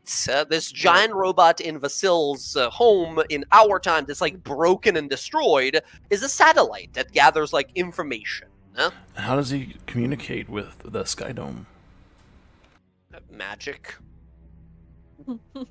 I don't think I need to explain this, right? You guys know what magic is. If you don't, I really don't think you can help me find my master. Oh, we can find him. But okay. Can Casimir figure out what kind of magic would be used to communicate like that? I mean, you have some of the spells, like sending spell, something like Oh, that. okay. All right. Right? So, So, but I thought there was. It's like a mech suit. Doesn't someone have to go into it? I think that's what we assumed would happen. he sort of looks. Do you say that out loud, or are you like No, as no, Zach this just is thinking me this? surmising. Oh, gotcha. Yeah. Okay. Well, Yeah, no, someone, Sky found out about it when she was tinkering with it. Someone actually does get inside of it. Mm-hmm. The image looks to you all, says, "Well, I think that's quite enough of a show. If that's all right with your touristy selves, I think we should better adjourn to the basement and Let's, to see the what door happens. 384. I actually got another question for you here while Of we're course walking. you do.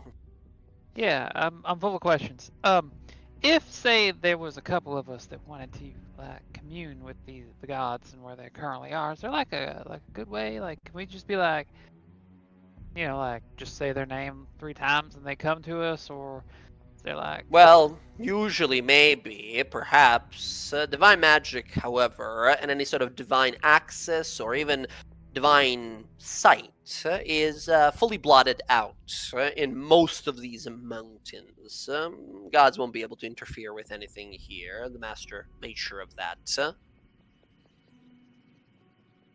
But like, if you we traveled, I don't know, a few weeks northward or something like that, maybe not that far, maybe a week at most, maybe. Who knows? I don't know if you're a cleric of or some sort of other pawn, perhaps.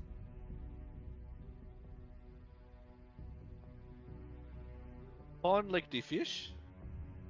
No. As he No. begins to like walk downstairs. Bella, I'm gonna just like share a look with Bryn. like dragon's chess. Oh, I've We never played that. We could go north for a little bit and see what answers. Yeah, I mean, it's not like we don't. You know, we got tons of places to go right now. He, Technically speaking, we don't. Being sarcastic, Sky. Mm. Eventually, whenever you guys do decide to follow him downstairs, you will see what looks to be basically like a storage space. A lot of like magical crystals that need to be enchanted, all kinds of like reagents and pieces of arcanotech that needs to be like put into robots or machines and stuff like that. It's basically a storage room filled with all kinds of magical doodads and such. He reveals over here a little trap door, says that leads down to the traverse room. At your earliest convenience, whenever you're ready, head on down. Anything else you need answered? Come down with us. I want you to know where this portal goes, because depending on where it goes, we may need your help to prepare. You know, is it go to a different plane? Does it go to something crazy? I mean, You're You the would one that know. swings the big sword and doesn't know anything about magic, right? Yeah, no, that's not how that works. I can't go any further than this.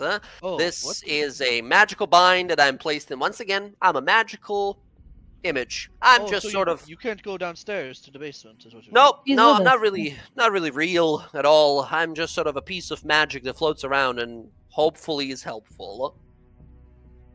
Knowing that he mentioned a betrayer god, right? Hmm. She's gonna mention some. Does your master have any of these other like projects? She's gonna mention other betrayer gods and see if he is the help creating this shit. He thinks on and says, "Not that I'm aware of. There is only a few projects that he is currently working on. Main one being a containment cell of sorts. There is another one that's recently been commissioned by another individual. Crafting of a spellbook. Oh, a spell book. What kind of spell book? She's gonna look at Bella. Oh, she's gonna walk to Bella really quiet. It's probably Vecna's book. Yes. He sort of stares at you both and says, it's a private project for an individual of great magical skill who needs a compendium of greatly powerful spells, something of a level and intensity of magical spellcasting that only someone as brilliant as Master Clemaine can produce. A joint project of sorts.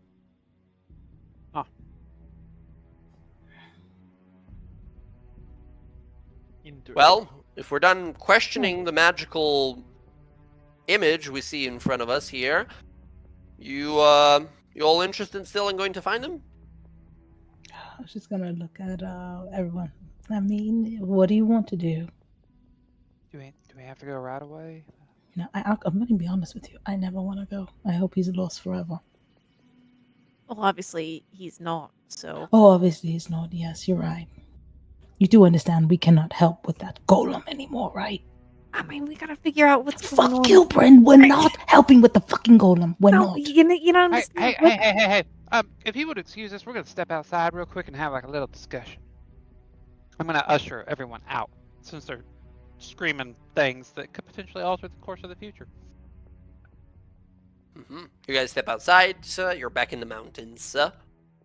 No, what I'm saying is that we don't know what the fuck happened in between now and then. Something obviously happened to Vasile, and he's completely different from how he was before. Or he's fucking pretending. Well, we know that he's not. We know there's something wrong with him. He's trying to contain gods here. Like, no, it's probably his fault that the fucking calamity happened. What if he's going to create another one in our time? Remind me, I'm not well read. What happened to Thurstone in our time? You Aren't mean they the like betrayer sealed under god? the earth or something? But something. Yeah, all specific the happens to betrayer gods have been like banished from our world, and then the good gods were like, we're gonna self-banish as well, just so you guys Okay. would be safe. And they put a big barrier called the Divine Gate around the world. I thought there was something specific that happened at Thurston, or a different one. Yeah, Tharizdun in specific. Those of you proficient in religion can sort of regale the party of the tale of Tharizdun, who is a god of madness. He's believed to be this like other god, not entirely with the betrayer gods. He's just this rampaging space beast that showed up of such incredible power that all the good gods and the bad gods had to sort of fight him. And they sundered him into, so tell the myths and stories, into 7 different pieces, each bound in a different location within Exandria, deeply hidden by all kinds of powerful glyphs and magics. And the myth is only when all 7 of his chains are broken, only then will he be free. But of course, this never happened. This is. Yeah, so that's that. Yeah, okay, that's what I thought. That he's not behind a divine gate. He's still like here, just bound. Yeah, he's just bound and sort of like magically, sort of entombed in a bunch of different locations where he can never be one again. Maybe he helps with sealing Thurstone. I don't know. Either way, I'm kind of curious what we might be able to learn here.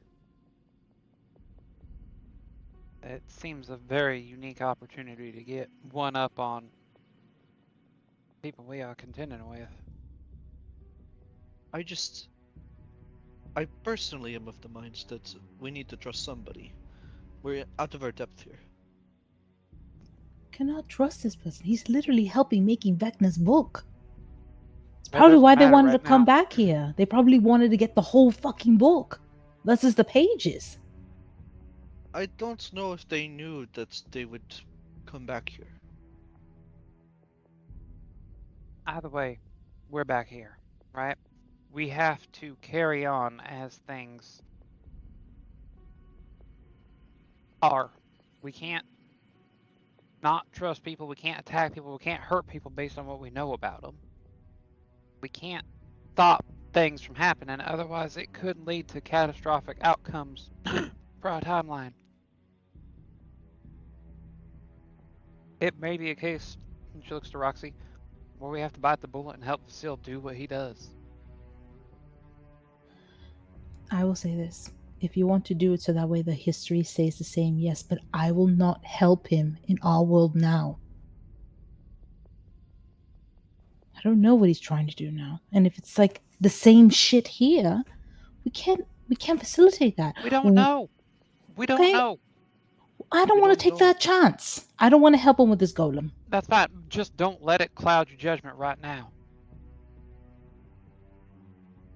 One step at a time. My point with it now is too, like, maybe we'll find out what the fuck's going on right now, because we don't even know when he gets taken down by these adventurers, if these adventurers are us, or if some kind of reckoning happened that broke him. Also, Sorry, I should have mentioned before, but I gave you this information before, but it was like a while ago. Bella learned about this when she was like doing this research about these like ley lines and such in this right, tower. this is You learned that Astral Comain, canonically in our world's history, dies in year like 400 something. So like after the Age of Arcanum, after the Divergence, after Calamity. So he dies like in our timeline like 400 years ago. AKA from this like point to how far in the past we are, 2000, whatever. 2000 plus something years from now. Right. So you guys gather the idea of like, okay, we're probably not the ones to kill him then? Probably? Because he dies, you know, like 400 years before our actual time. So like way, way, way in the future from now. And a conversation that I'm recalling in my head, I can't find my notes at the moment, when we started talking about magic in Stillbin, if I recall correctly, I remember you saying he personally had regrets using magic, which is why he wants to use the psi powers. Is that correct? Yeah. Yes, you do recall Vasile talking about that he hates magic. He does not like magic at all. He hates using magic. But it was more regretful, I think. Yeah, That's the very much impression I so. had. Yeah, okay. It's weird though, because like, if he really is this person that's from this time ago, wouldn't he remember everything about the Age of Arcanum and before that? I don't know. Something is up with our version of Vesil. I don't know if it's the same or I mean, I'd have a few clearly marbles different. lost too if I was like 4,000 years old. But the whole That's- personality is off too. It's just different. It sounds to me like Vasile might be shattered, broken, right? Like who we understand is not actually Astral Clanane. Vasile is his. Maybe Vasile is his own person altogether because of what happened. He's just a fragment of everything that made up Astral Clanane. Is that possible? Or, since we know he's fragmenting emotions here, maybe it's just one emotion of his, like, logic.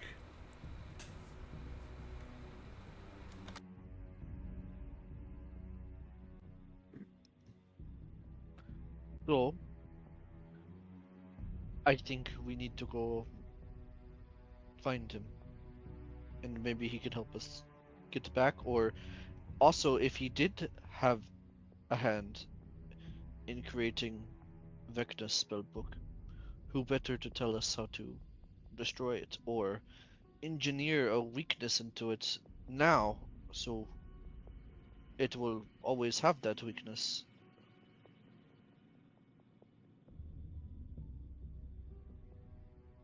Mm. Can can I ask something that's just a touch selfish? That you want to go see See Arathis. Rathas. A little bit. All right. What about changing the world? What do you want to talk to Arathis about? I just want to see if there's any possible way she can put back something that was taken out of me. It came from her to begin with. But wouldn't that fuck up everything in your world now? I mean, if I get it back and I go back with it, technically no, because I'm not altering the past.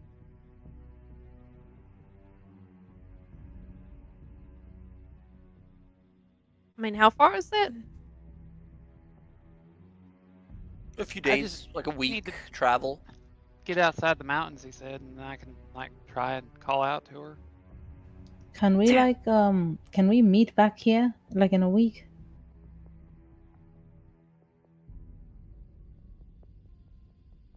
I only ask because, logically speaking, we have time because our time hasn't really transpired yet. You say that, but I don't know. We don't know. We might not get back to right when we left. Is all I'm saying.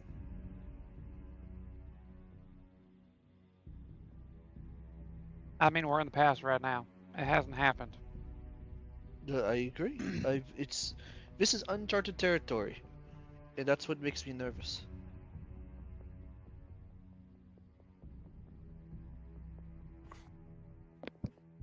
Mhm. So, infinite possibilities ahead of you here. A very complicated, strange, magical situation. What do we want to do?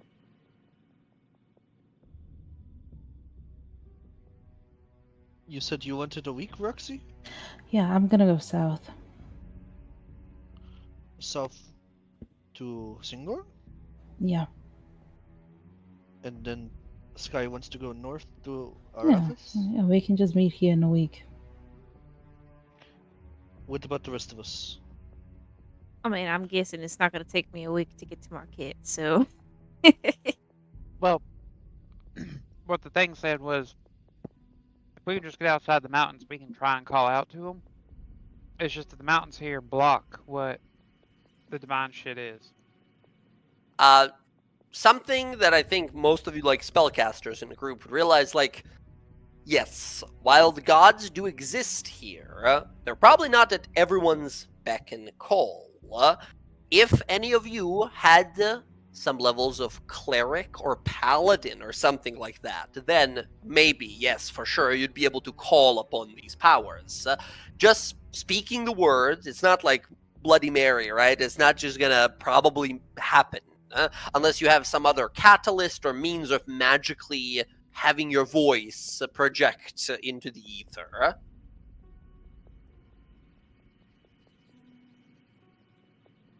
While not a bad idea, it'd be nearly impossible to pull off by, mere magicless mortals. Well, I'm not magicless. Mhm. I'm not magicless either. I've got that fancy little magic initiate thing. It's gonna be a little, well, alright.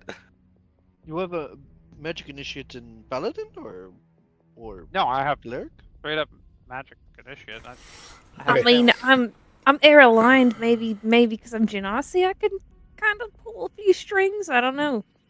Point Can we is, send a message? To Yeah. a god? So that's what I'm getting at. Is I will go. Casimir will go to Sky, and when they get to a point where they can, they'll have been a long rest by then, so he can choose sending. Because if they are an actual entity on the plane, I believe I can reach them. Well, I'm gonna go with you guys because I'm also trying to do the same thing. Okay. I'll go with Roxy then. If she'll Yeah. have me. You don't have to come with Bella. You don't want to go to Singleton, do you? Duh. better than you going by yourself. Yeah. I'm not that's what gonna I do thought. anything there. I'm just gonna stay around the outside. I don't think they're gonna let me in anyway. Just Then take someone with you for protection. Well, let me keep you What the company. hell does that mean? Like I can't protect myself? Yeah, she doesn't. She does things on her own all the time. I just haven't spent much time with Roxy in a while, and it might be a good little girls trip. You just want to see Arethusa in that pool. I mean, I don't think Eratus is alive. Maybe. Uh, She's in Feywild. It's possible. I haven't asked her age, but it's a little rude. All right. The party will split for now, heading north and southwest of here for Singorn. Excellent. You guys say goodbyes. You head out. You travel across the. I'm sorry. Casimir will inform the image of Clemaine that we are going to be back in a week, and we're going to find things to help aid us in rescuing his master. Right. I mean, all right. Fair enough. Waited for 4 years now. Shouldn't be much of an issue. As you guys head on out, let's go with the group heading north first. Eventually, Sky, Bryn, and Casimir, as you guys crest past the edges of the Stormcrest Mountains, you see the vast valleys of the what we call dividing plains down below. You think, as about 5 days of journeying have passed, with very minor encounters here and there, nothing of combat nature, but up here in the mountains, you've spotted quite a lot of giants moving around. All kinds of stone giants and storm giants that never really get too close to you guys, but you definitely notice them as you go. As you guys step out from the mountains down into the hillsides and towards the massive lakes, what is it that you guys are trying to do and how? Hold on, I'm looking at my spells right now. All right. Cass is I took my long helping rest. me. I took sending as a spell. Fair enough. I don't know how much you know about her, but this is what she's supposed to look like, and obviously you got her name. I'm aware. What intent do you have to meet her? It's just...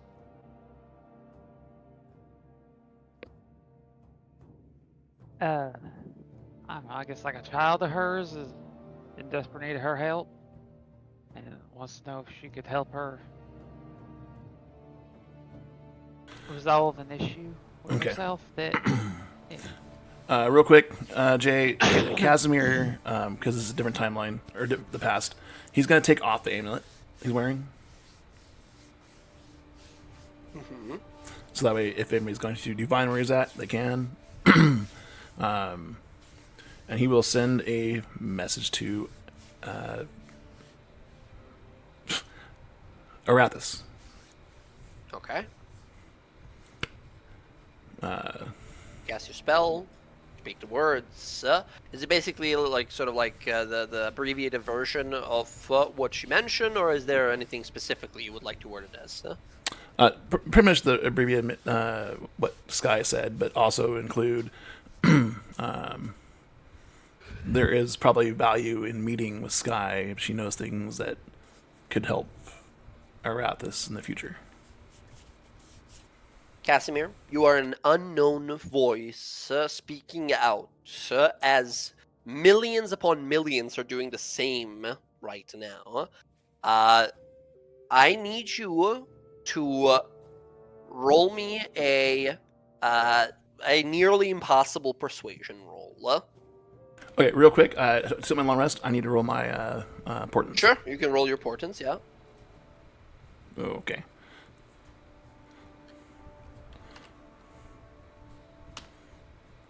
Okay, sorry, which one is it? You'll be rolling just a straight... you're basically rolling what is a religion roll here. Do you want religion or the other one? Sorry? Do you want a religion check or... the other one. I thought you said persuasion earlier. I'm not sure which one you want. Oh, sorry. Yeah, it would be religion here. Okay, here we go.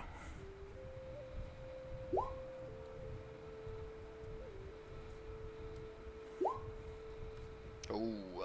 Okay. I'm gonna, if I can put my Mhm. hand on his shoulder and Oh, I can give try him and guidance. channel that like boon of fate into him as well. Maybe let a little bit of Boon her of Fate magic and carry it. Guidance. Yeah, sure. Roll the D10, roll the D4. 29. 29, 30 actually, with the extra one from Guidance. 30 is the DC to attempt to be immune Woohoo! to a god without a clerical ability. Yeah? Casimir, this message is sent out into the ether, and a voice rings out in your head. It says, Child of Exandria, a great mind for wizardry I sense within you. You speak on behalf of what you say is a child of mine. Yet, I do not know this one you envision in your mind. This one that speaks of my heritage. Term I do not understand. What wizardry and confusion have you wrought, Arcanist?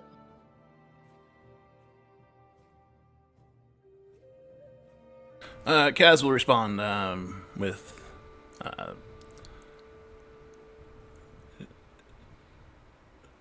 Your Holiness, basically, she is your child, but she was stripped of you. But not from now, but later.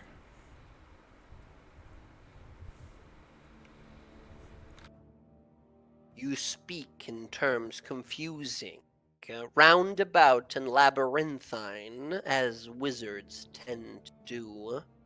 My sister Ayun would very much so appreciate you. But if it is that a child of mine was robbed, that is a dire injustice. While I am preoccupied with the ways of the world, I shall give you and her a moment of my attention. Behold now, power of justice. As this happens, you guys are like looking to Cass and be like, so, what did she say? Middle of your sentence, the sky opens above. A golden light showers the area as you guys hear this tremendous voice from above that speaks out. You who claim to be the just child of Erathis, the one of balance, the one of laws, the one of civilizations, speak unto me and swear what has been taken from you shall be returned. But first, you must swear that you will bring justice where there is none, that you will be the judge's mallet and guiding hand. As this light fills the area here, Sky, you feel yourself lifted a few inches off the ground as, for the first time, Ah, shit, fuck. for the first time in years, you feel magic at your fingertips. Um, Hi, my name's Sky. You probably don't know me, but when I was born, there was like a part of you in me, or at least that's what they said. Um,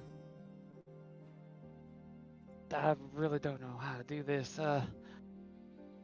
Well, later in life, I was sort of like, I guess, kind of killed, but not really. That part of me left, and I think it's what saved my life. And it's just kind of been gone ever since. And it was, I don't know, like the only thing ever good in me, probably. And if being, I guess, whole again, at least having that little spark back would mean the world to me, and I would take that light and do everything. I would bring justice to where it needed to go, which I'm already trying to do for some people that have done very bad where we come from. Where you come from, The voice booms out across the mountainside, and you swear to bring justice. Tell me then, child of mine, what is justice to you?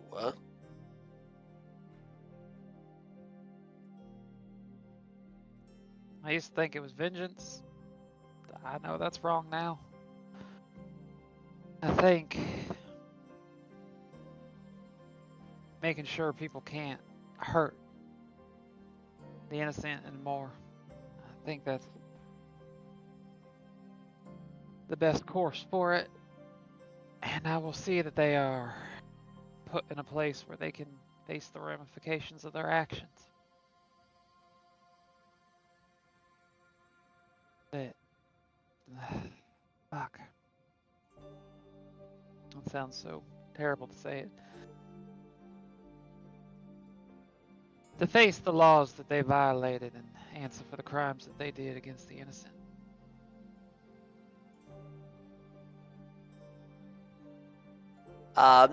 There's no deception or persuasion you're going to be rolling here. I'm going to ask you, Jess, as a player, is Sky telling what she believes truly and wishes to be truth? She has, I think in large part due to cast and what she's learned, has evolved past that need for revenge, and understands in her own twisted way, having been working as a bounty hunter for a while, has kind of set aside the rage to truly understand that what her family has done, as much as she wants to save them, there's still a measure in saving them if she takes them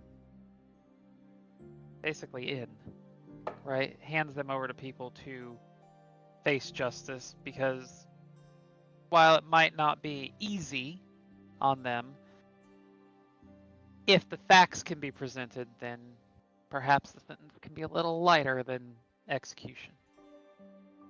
So yeah, she believes that is at least Awesome. a path she can reach for. The golden light that showers from above, you see a voice that booms out, as vast as impossible as mountains itself, as incomprehensible as the heavens, and as commanding as the order itself, as it speaks out and says, very well. From this day forth, I charge you with a sacred duty. Justice. First, for these that you grieve for, a justice true. And after, a justice for those you've never met, for those deserving. Let them feel your mercy. And those undeserving, let them feel your wrath.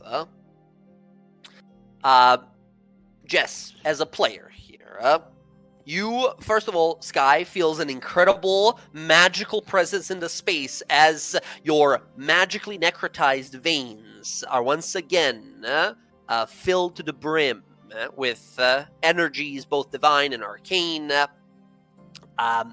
Jess, you as a player, you have an option here. You can, as a part of this, choose to, feeling that magic in your life once more, throw away what you have learned over the years, what you had to resort to survive, no longer would be a gunslinger, and instead you would become a sorcerer, or a warlock, or a cleric. Any of those classes of your choice. Option B, you could drop as many of your fighter levels and replace them with your choice of like sorcerer, cleric, or warlock levels. So you would become like sort of multi-class, right? Third option, you can remain as you are. However, your race would change to that of an Aasimar. Out of those three options, you don't have to decide right now. You can leave it for like later. But if you have in your mind already an idea what would happen, you can choose that. If you choose the option that says you've become a full spellcasting class like you were before, right? Like a sorcerer, warlock, priest, cleric, you can as well change your race to Aasimar. But that's the only like package deal. The only package deal. I think, at least for the time being, because that part of her was taken by Ash, and she wants some satisfaction there. I think she's just gonna take getting her race back. Okay. You feel divine magic as you were born, an Aasimar. That part of you is returned to you. Not returned necessarily. What is gone will never be brought back. No power in the universe can do that, other than you yourself, with your own hands. However, something new and potent is placed within. This power of Arathis that is given to you, just go ahead and remove all of your... I mean, as a human, you don't really get that many traits anyway. However, yes, you gain racial features of an Aasimar.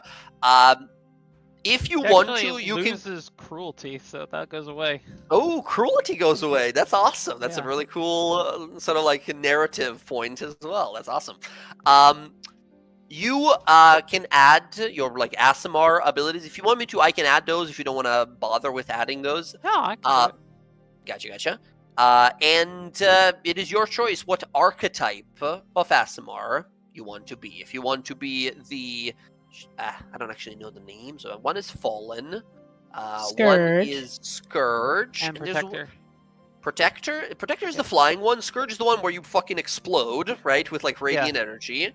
And then Fallen is the like fearing one that does necrotic.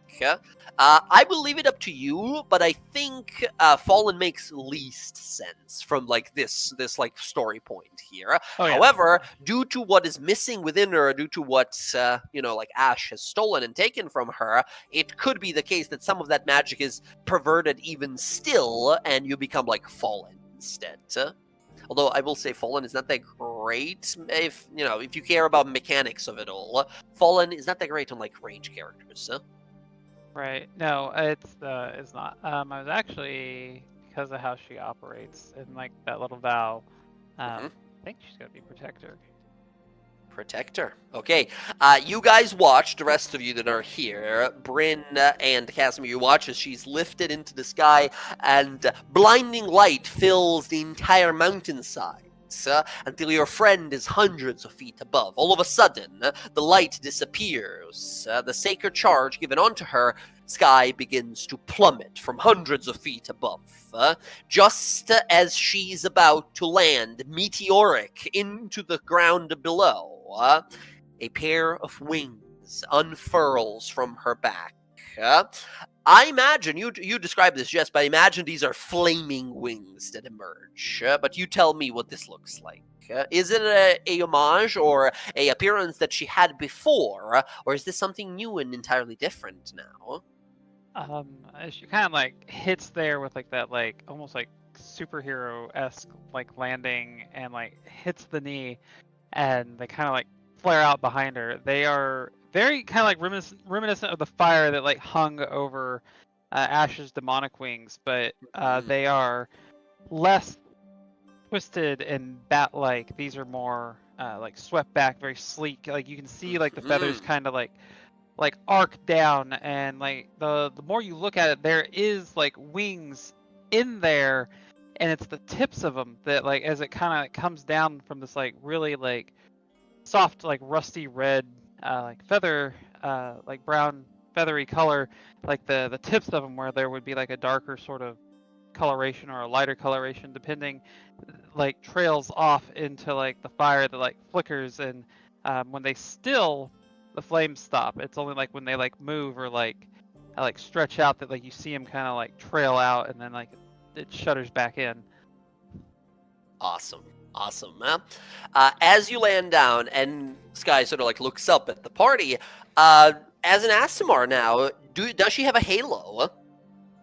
She does. It's just this like little like a half crown. It's not like the full like circle, right? Mhm. But it's like a half like circlet that has just this like red gemstone up in the front of it. Awesome. As she lands there, and I mean, Sky, in that moment you realize only because of Casimir's incredible spellcasting and Bryn's magic enhancing him further still, were you ever given this minuscule chance, and your friends took it, and because of it, you have a part of something, not everything, but a part of something dear that you lost. A part of yourself that you didn't know you had until you lost it.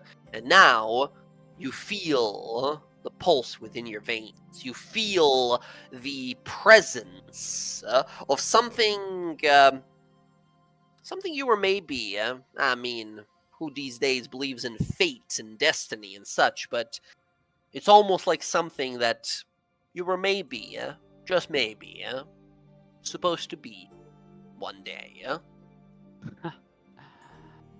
Fucking look at this. And before they can do anything, she like runs and like scoops them up, and like it's like this like massive, just like tight group hug on the both of you. I mean, she's got some velocity with the wings. She almost knocks you guys to the ground. Look, hey, you got a halo now. I mean, on the way down, Cass is already smiling and has tears in his eyes, happy for her.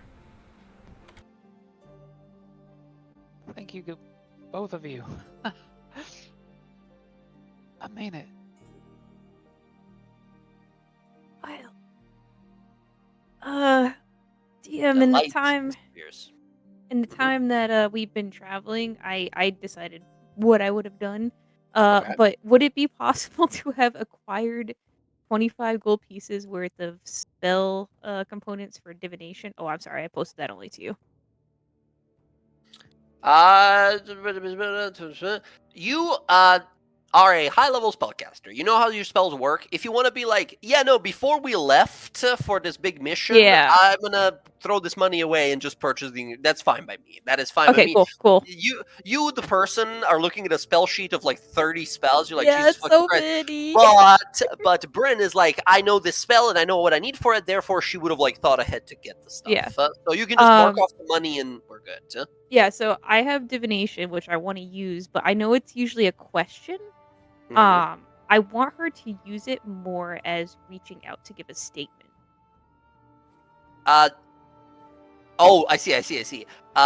You would know, Emily maybe perhaps, but Bryn would maybe know that there is such a spell called commune that is immediately, like, exactly for that, trying to commune, actually talk back and forth with gods.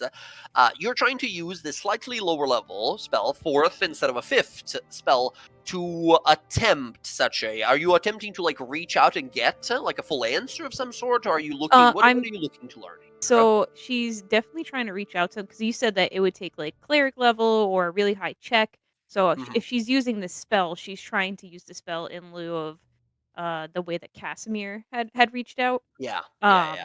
Expelling the fourth level spell slot to kind of Very garner cool. this god Cord's attention.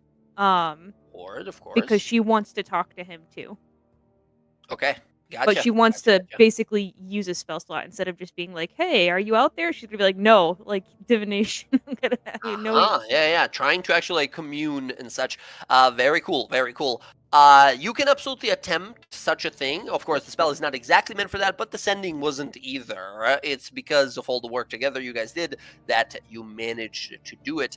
Bryn, you can attempt the same thing. I'll allow guidance here because it's like an insta-cast spell, right? So, I'm sorry. Oh. Does Brennan explain what she's about to do? Yeah, I'm about to divine, basically divination, a 4th level spell. Can Kaz cast a spell first? Yeah. Mm-hmm. Would that be allowable? Jay, can No, sorry, I was saying yes. I Okay. don't know if I'm for Casimir is just to make sure he can aid where he can. He's going to he's going to cast Embrace Destiny at 4th level again. Ooh, Embrace Destiny 4th level. Go ahead, roll those d20s and hope for high. Oh, Mamma mia. All right, well, those are your results. Okay. All right, and you want me to roll a religion? I'm guessing. For you, for Casimir was a religion using his intelligence, using his strongest ability here. You are rolling a religion as well, using your wisdom instead of your intelligence. Are you proficient in religion? Yeah. Okay. Roll you want me to just roll a straight wisdom check? Yeah, roll me a wisdom check or a saving throw. Anything with wisdom you're proficient in. Okay, 15. With a +8, it's a 15. You are having a hard time reaching out to the Lord of the Storms. Wherever he is, whatever great battles he's having right now, with the 15, you are unable to push through. She gets added bonus to that, right? Yes, absolutely. That's a 13 plus your 8. That's a 21 instead. Bryn, even with a 21, you are unable to reach out still. Can I use my inspiration? I'll allow it. Uh, In fact, because you guys are doing this for some time, Jess, if you want to, we can totally say as well that Sky like takes a short rest, gets her like Boon of Fate back, and if he wants to try and help with that, Sure. it's gonna have to be a big one, friends. Here, oh, roll a d4 for guidance as well. Oh, I don't know. I thought I had it checked out. I do have it. It doesn't do it on saves. These are saves, so it doesn't do it. Okay, we're sitting at a 13 plus 8, 21 plus 1, 22. Only chance here, Sky, you can try to do the Boon of Fate. On a d10, you need to get an 8 or higher for this to work. This is nearly impossible.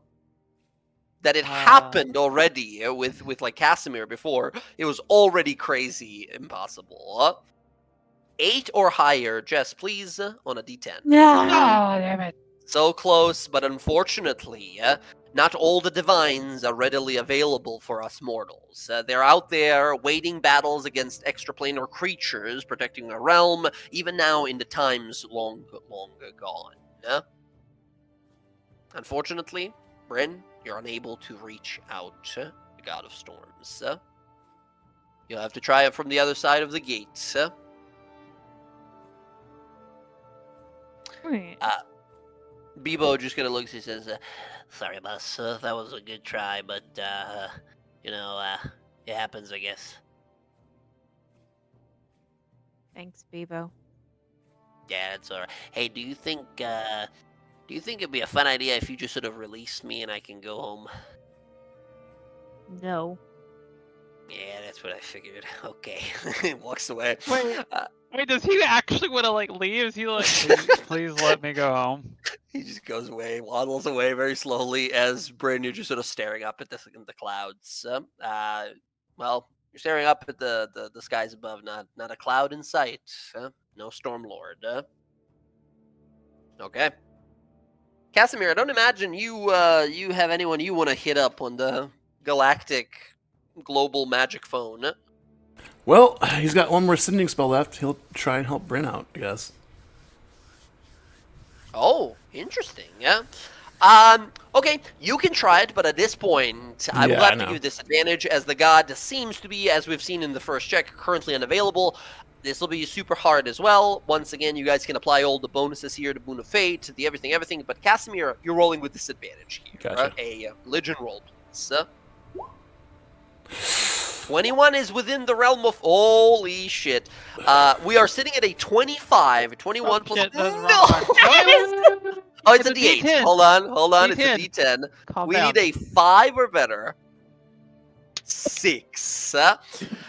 This happens the next day, right? As you guys are working on this and trying for some time, and it's not happening. Casimir, finally, you guys make a little magical circle here. You focus as you begin to cast the spell. All of a sudden, you begin to feel rain begin to pound down. Heavy thunderstorm begins to gather above as Bryn, you stand there on a tall sort of like stone and look up to the skies, and you see a figure in the sky, a tall, muscular, sort of humanoid figure that, well, what do they look like? Because while presented by some in history books and such, it is often that gods present themselves to the image of those they are communing with.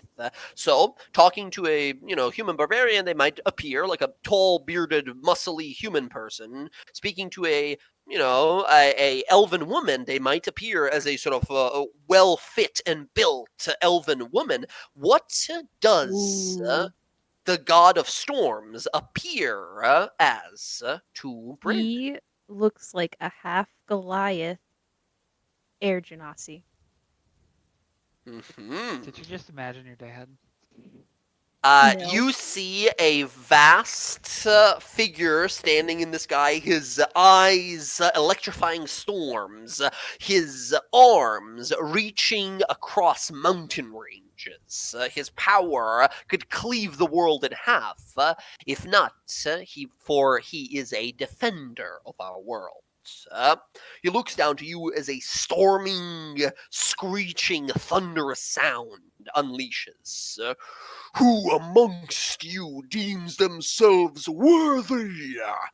Who amongst you calls for the storm's wake?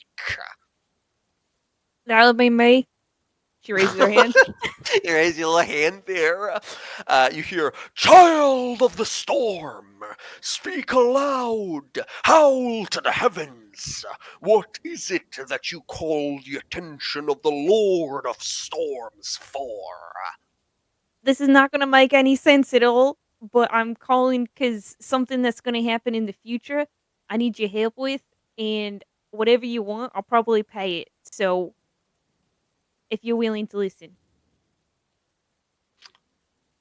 He looks down, intense look in his eyes, says, "Speak. Words have little meaning. Actions do.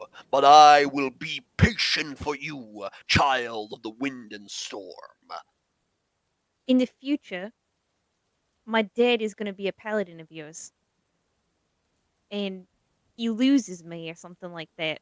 And if you could just guide him toward me, that'd be appreciated. I'm Bryn. And I give him the year that we're in. Mm-hmm. The god of storms looks down to you and says, "That makes no sense, but perhaps in the future it will." His name is Very Yoni. well. Yolnir, a great name for a great champion. Very well. Bryn, while I know not what your future holds, I see within you a bolt of lightning unstoppable, a strength of storm to sunder the walls of destiny, whatever they might hold, whatever they might bar you from. I grant upon you the will of the storm, the mind of the lightning itself. Wait not for this Yolnir to find you. Be not his storm's anchor.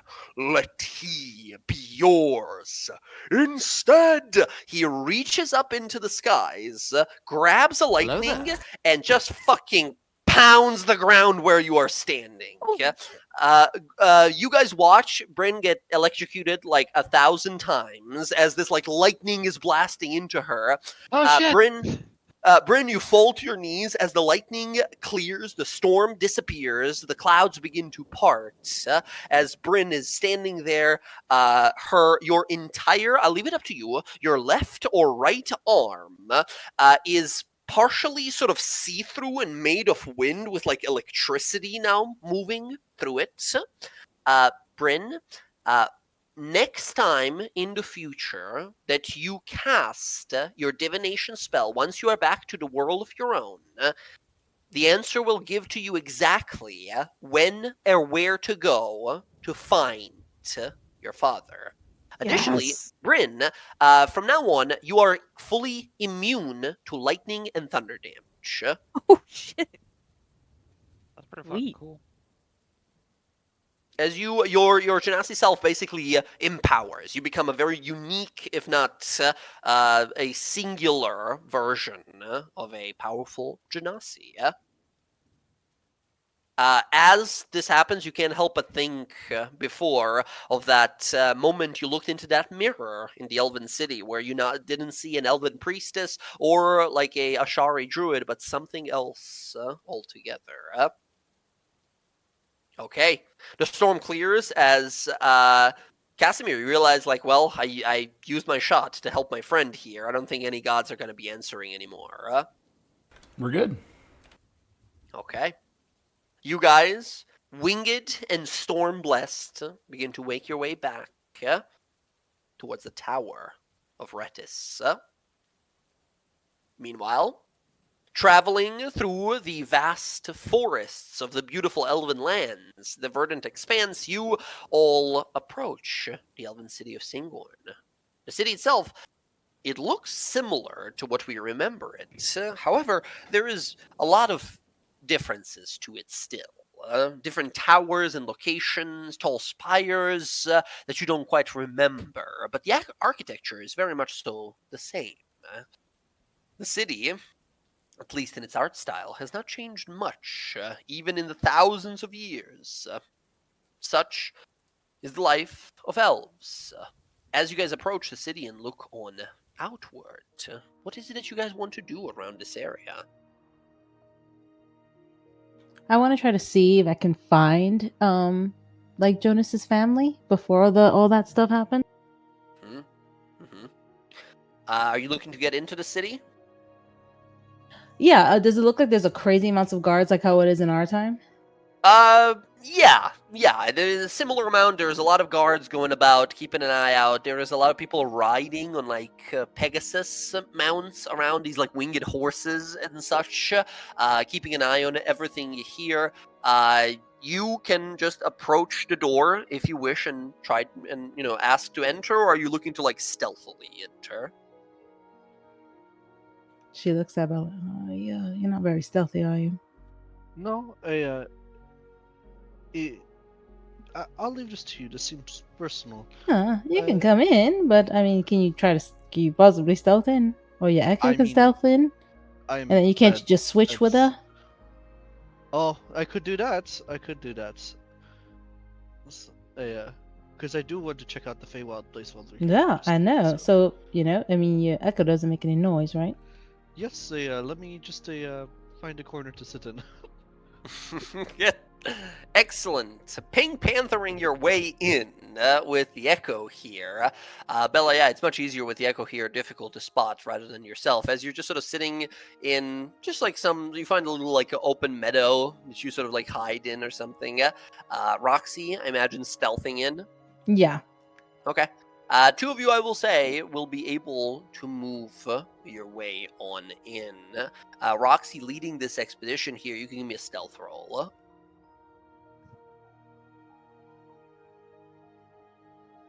Oh. Good God. You, with the greatest of ease, make your way through Singorn. You make your way to the tall... Holy shit. You make your way to the tall gardens of the Verdant Citadel, where you see all kinds of clerics and different kinds of temples. Locations are sort of located here, and as you're sort of moving on through, you see the somewhat familiar in design Temple of the Archheart, the elven god of like art and music. And you see a elven woman that sort of looks like Althea, but maybe a little like older, right? A little very, very much so similar, however. This woman is walking on by, and currently accompanying her is younger than you remember him, but not much. Maybe, I mean, he looks exactly the same. Elves being elves and such. You see Jonas. Tall, broad-shouldered, lean. He has a look of sort of focus to him, but also as if like he's bored with this. He doesn't really want to be here. Always looking out towards the horizon and such. He has sort of like a cocky grin and a smirk to him at most times, as every once in a while he kind of snaps back to whatever little anecdote or an elven poem is recited to him by this like what you imagine is like his mother or someone like that, as well as some other elven sort of individuals here. He just seems to be sort of like listening in, keeping an eye on details around, as if sort of like serving as a protector to his mother, who's some sort of a priestess here, but doesn't seem necessarily much interested in the ongoings of the elven world around him, as if looking for an excuse to step away from all of the bullshit. At one point, as you're sort of standing there, he kind of looks in your direction. He doesn't see you, but you see a moment where he like, did I see something? Did I notice something? Kind of looks in your direction, but then sort of slowly looks back and away. Yeah. I was just gonna say, see, that's him, Bella, right there. Deco just nods. I'm gonna go just say hi, you know? Nods. Alright, I'll be right back. Hmm? She's gonna step out a little bit so that you can see, like, because I'm in the shadow, she's gonna step out a little bit. Yeah, he immediately turns his head. As soon as you make the most minute notion to like be noticed, he immediately notices. So She's gonna wave. he pauses and is momentarily just sort of kind of not stunned, but sort of like his eyes are locked in on you, and he sort of looks around this courtyard and kind of approaches slowly and says, I don't believe I've seen you around here before. No, I'm new here. I feel like I would have definitely remembered you if you weren't. He kind of looks you up and down and says, well, it's a pleasure. Name is Jonas. I'm Rosalie. Rosalie. I'll make sure to remember that, huh? You look bored here. You wanna go have fun?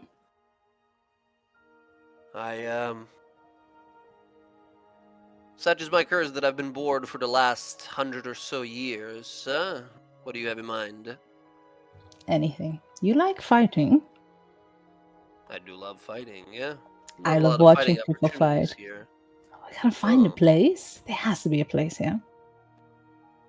Unfortunately not. Singorn here is the most tranquil, annoyingly, mind-numbingly docile place you can find. Best fun we're gonna find around here is a few miles from here. There's a spot, Tormore Falls, they call it. A lot of unpleasant types gathered there, and, well, they're always looking to pick a fight. I can handle my own there. I mean, I don't want to fight. I just like watching people fight. Alright. Well, let's see if I can entertain you then, Lead the way. I just gonna talk. I just gotta tell my friend I'll be right back. She's gonna say, "Well, I'll be back." All right. The echo gives you a thumbs up. Oh, I forgot. Hey, good luck. She's gonna give her a thumbs up. Mhm. The two of you walk out of the city and head your way down within like half an hour this location. It is a sort of hidden criminal type of den location behind these waterfalls, and he gives you this sort of like a confident grin and says, "All right, let's have some real fun." He goes, it goes from this like, you know, like handsome, confident and such, very sort of like he's very fucking tall, like tall, attractive guy. He goes on an absolute like fucking murder spree. Yeah. There, like he kills 60 people in less than like 30 minutes of all these like, you know, like thuggish scumbag types. He is like fucking cutting out. This is very unelfly of him, right? This is not a lot of these elves are like, I speak to thine presence from the heavens above. What dost thou? And right, he is very much so like, now let's fucking do this. Double knives spinning around. There's all kinds of like moves disappearing in the shadows. This is where you yourself got some inspiration for that Gloomstalker abilities, and it is a bloody show as he goes on this like wild rampage. He comes back caked in blood from head to socks. He walks back, says, sorry, had to let loose for a little bit there. No These, need to explain. No need to apologize. I do the same. Oh, well, good.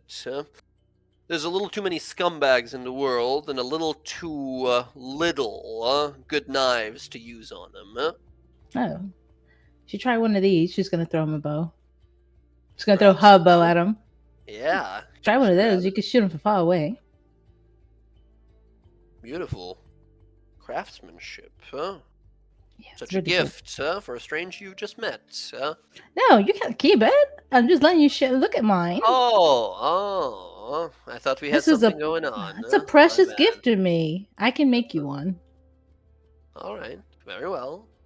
I look forward to it. Having one of my own. Hands it back to you. Says, well, I've got some hours to kill here before I must return to the what is basically a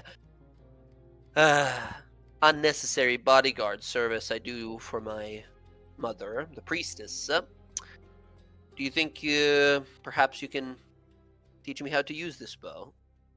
Yeah, I can. And you shouldn't should appreciate all the time you have with your family, and it's I don't have close family, but I know someone who does, and it's important to them. So don't squander it.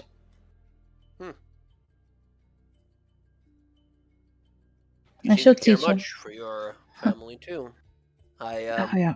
I don't care much for just about any piece of shit or bullshit going on in this world, but I do care about family. That's good. And she'll show him how to use the bow. You see a amulet of a glowing blue light just underneath his sort of leather vest. A familiar amulet. Yeah, she'll show him a bit how to use the bow. Yeah, absolutely. You definitely get a sense that, yeah, no, he knows how to use the bow. This is very much so a little like back and forth, definitely flirtatious kind of vibes as well, right?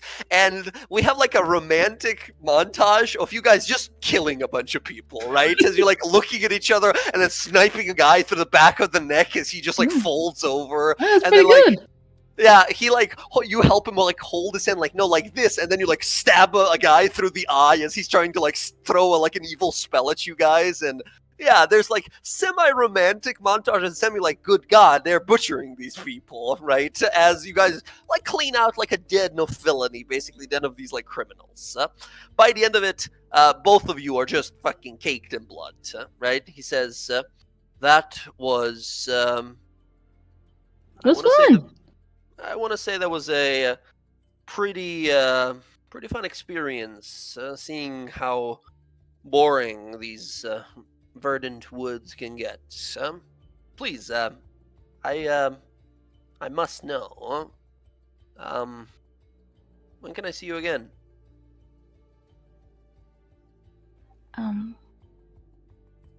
I want to say it may seem like a long time, but it'll be sooner than you think. Hmm. And a bit of advice, no matter how dark it gets, no matter how hard it gets, never give up. And always know you can always come out and find the light, right? He sort of squints at you, gives you this like long paused look, and says, "I will keep that in mind, forever and ever, I suppose." I know you have to get back. Right. Well, thank you. This was I needed this. I really hope to have someone like this in the future to spend some time with, doing all kinds of fun activities. You'll have to excuse me now. He throws off his shirt and goes under the waterfall to like wash himself, right? As you pause and stay there for a few minutes, like, damn, fucking Yep. passed. I gotta get back. Yep, I have to go. Yeah, it is very much so. You're like, what fucking, did I slow spell myself? Why is he doing it in slow motion? What is going on, right? As you begin to like walk away. Yep. And yeah, I mean, Roxy, it is both a moment of like, it was incredible to see him, and also incredibly painful realizing like when we get back, if we get back properly, he's not gonna be there. And how is this interaction even gonna like work out? What happens? I mean, doesn't matter though. You did what you wanted to do, what you like, what you love, and well, as always, world will just have to deal with it. Yeah, I mean, I didn't want to tell him anything about anything, but Just two strangers meeting and then fucking massacring a group of people. Good times. Romantic. it's Romantic. she's gonna like walk back trying to find Bella, but she's gonna be really sad and crying a little bit in the woods. Okay. Bella, while that was happening, is there anything you wanted to do in Yeah. Singorn? Oh, yeah. Oh yeah, so Deco's gonna kind of wander to the Fey area. Uh-huh. Yes. I have some bad news. This Not is there. just an elven part of town. You Wow. look around and realize sort of what you remember from before. The Fey Grove of Singorn only started like few years ago in our timeline because some sort of a Fey event happened, and then a bunch of these Fey creatures moved through the gates into Singorn. This is just some like elven part of town. There's like a little maze labyrinth here, and a bunch of like elven singers and such, but no trace of any Wow. kind of Fey. Okay, interesting. This is still like a ley line though, isn't it? Yeah, Elven City is very much so Elven City. located I was on a curious. powerful sort of location where magic flows. Okay. I Yeah. think Bella. What? Oh yeah. Sorry. Oh no, go ahead. I was gonna say, when you do come back, before you see Roxy approaching, tears down her face, you are fully fucking Disney princess. You have a bunch of birds that have landed on you, and there's like squirrels gathered at your feet, right? And yeah, we see like butterflies landing on your nose and your face and such. As you go to like stand up, they all like immediately fly away. As you like, like clear your face. Don't go away. They all immediately fly away. Yep. As you in the distance hear some elven maidens singing in the woods and such, you stand up and you look off to the side and you see Roxy approaching. I mean, yeah, tears down her face. Roxy, is this fully sort of like I'm wounded and I feel, my chest is tightening. I feel horrible. I can't put these emotions anywhere, so I have to cry. Or is this just sort of like stalwart, a few tears go down, but she remains sort of hardened in the moment? I think it would be more softened because she realizes that she could have saved him years of pain being stuck in the maze, Mm-hmm. and he would be happy with his family. But then so many things could possibly happen on top of the fact that she would never see him, right? Yeah. So she struggled with that the whole time, that she wanted to tell him, but she couldn't. And so that's just, she feels like she's at also fault for all the pain he's going to endure because she could have helped him, but she couldn't. She didn't do it. I mean, looking, Bella, you're not the most. You're not a virtuoso when it comes to insight, but you see your friend I'm in proficient. pain. I have a +7 in. I mean, yeah. Oh, actually, never mind. Ignore me, man. Holy. You see your friend in pain, having had to do something that she maybe regrets, that she maybe had a hardship doing. Yeah. Roxy, are you okay? You know, he's right there, and I could have told him, just don't go in there. Don't go in the maze, but We're just visitors here. We don't know what can happen if we interact too much. It's not your fault. I know. I kind of want to stay, but I can't here. Can't stay here. Roxy, we're going to find Jonas in our time. And then you guys can be together for a lifetime. You understand? Yeah, but you know, he's, believe it or not, so much different now than he was where he is now than he is then, you know, because he doesn't have all that pain and hurt. It's different. I mean, he's still him, but it's different. I feel terrible. I think the pain and hurt makes us who we are a little bit.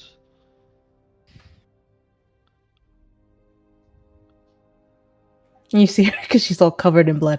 Oh yeah, you know, I forgot. Don't worry about the blood. As long as She's it's like, not yours. you can't tell her natural complexion. There is so much blood, right? She's like red, full red. Yeah, we did some stuff in the woods. It was pretty crazy. Not like, you know. Did some stuff in the No, not like that. No, not like that. You know, we just killed some people in the woods. Bella's eyes. It's like, okay. I mean, you can No, it tell was me like all about bonding. It's like it. bonding. Yeah, of course. I, She's not here. I. It apparently the Feywild's not connected to this place right now in this time. It's a happens later in the future. So, Oh, I'm sorry. oh, it's no problem. I mean, uh, it's interesting because you all seem to have some connection here back in the past, but for me, you know, my people don't exist yet. We're just savages right now, of under the old snake gods on our island that nobody can get to or nobody can leave. Maybe we have time. We can go there. Nah, it's too far away. But yeah, and it wouldn't do any good. But Here, come with me on this wall. I'm gonna carve something mean about Bryn's mom. oh, that sounds fun. Oh no. Okay, you guys make a permanent change to a wall within Singornian sort of city-state there. What does the message say? For a good time, Cole. Put him on. Oh no! For a good time. Call to Nuviel. Okay. Okay. All I right. feel like Bryn's gonna appreciate this in the future. I agree. To Nuviel, I should mention, Bryn, you would maybe kind of know. She's not 3,000 years old. She's got like 1,000 in her, maybe getting close to 1,000-ish, probably in Elven, something like that. No one's gonna know who this person is for 1,000+ years. But Your when mom's they not find out, Dude, when they your find mom's out, not gonna be named Tanuviel when we get Yeah, back. that's true. Like, her mom's gonna have looked at this wall and be like, I'm not naming my child that. I just can't. They just, look what they rushed in the wall. Oh my god. Excellent. Excellent. You guys begin to make your way back into the mountains as that week slowly passes and the party is reunited. You look ahead. The dark tower, Pretis, awaits once more. As you guys meet up, you see the newly angelic version of Sky. You see the strangely, sort of like even more than before, lightning and wind fused Bryn.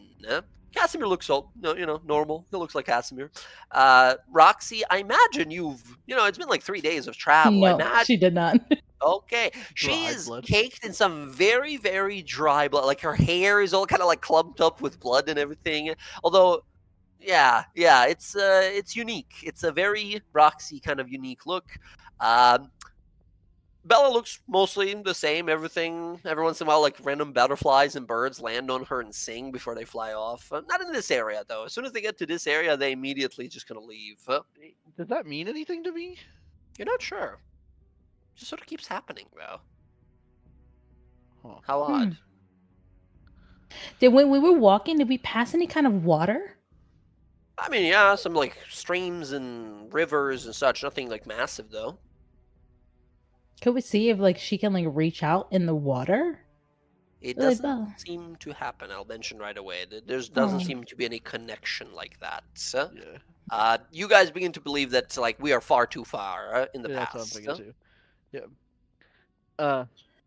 Sky, Bryn, what happened to you? And Look at my I'm not- arm. I know. Yeah, What the yes. hell are you? Is it like real arm or is it like a fake arm? No, it's my arm. Come touch it. I'll touch it. Your hand goes through her arm, right? It's made of wind, Wow. so it just sort of What goes through. You feel like like a zap, and you feel your scales begin to like stand, like your hairs at the back of your neck style, right? Begin to like stand for a moment. Like that was weird. That's really fucking weird. It didn't do that earlier. That's This is really cool. So can you like tase for someone? Like if you like just like grab someone like I mean, I could already do that, but But can you put your like arm through a wall and then grab something? oh, maybe. Can I? Is there a tree nearby? Yeah, there's tree. Can I Your put my arm is made of wind, not of ethereal ghost stuff. So wind doesn't actually go through trees, right? You try to push it, you're like, no, it doesn't phase through stuff. Damn it. No. That would have been cool. But I could Listen, still shock but, you. I I mean, got. you can totally push your arm up to your shoulder as if your arm wasn't there up to a tree, right? But it doesn't like go through the tree; it just sort of bends around a tree. I mean, it still does funny stuff. It's pretty cool. Yeah, it takes a little bit of focus. It took you over a few days, Bryn, to realize like how the fuck do I hold my cup up right now? I tried to drink some tea and it keeps falling through my hand. But you realize after a few days of like, all right, I just need to focus a little bit, and I can easily like manipulate object like I would with a normal hand. However, if I ever decide to, I could just not have that hand there, right? That's pretty sweet. Mm-hmm. And you're an angel now. You're like yeah, check glowing? this shit out, and she just like the wings just Wings shoot out. You see these beautiful, sort of fiery, kind of golden, sleek wings. Can you do that whenever? like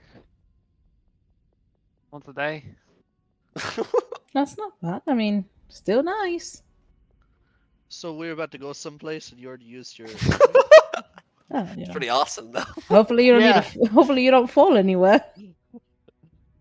Well, look, y'all wanted to see this is it, right? I don't know where the fuck we're going, but We're going. God knows What's where. the thing But- around your head? Is it like it's like encasing you, little red It's dots? here, light. Little... It's like not halo. a little red dot. It's like, and she kind of like leans over a little bit, and like this. I saw it like a couple times when I was younger. Things that I did, like it appeared, but like I never got like the full sort of like. She like kind of like just like jumps up and like the wings like catch her. She's like, never like actually had these. I mean, I did, but like not these ones. It was different. It was like a whole like magic thing. But All the this magic is thing. like me. This is like you. You are talking in subjectives. All right, look, you remember the mirror, right? Who? The mirror? Oh, Samira. Samira. Oh I yeah, heard Samira. yeah. I heard you say mirror. Yeah, who the hell is Yeah. Mira? Yeah, I know. Fucking Oh, Talon Highlands. We Samira. got a real It's weird that fucking Marquesian accent. accent. It's rough, yeah. Yeah. So you remember Samira, right? Like she, Of course. Dasmar. that's what I was born as, and it was like taken But from me. you said that before. Yeah, yeah. This is it. This is me. Like this. You look so different than her, though. Well, yeah, because she's like connected to Raven Queen. I'm connected to Arathis.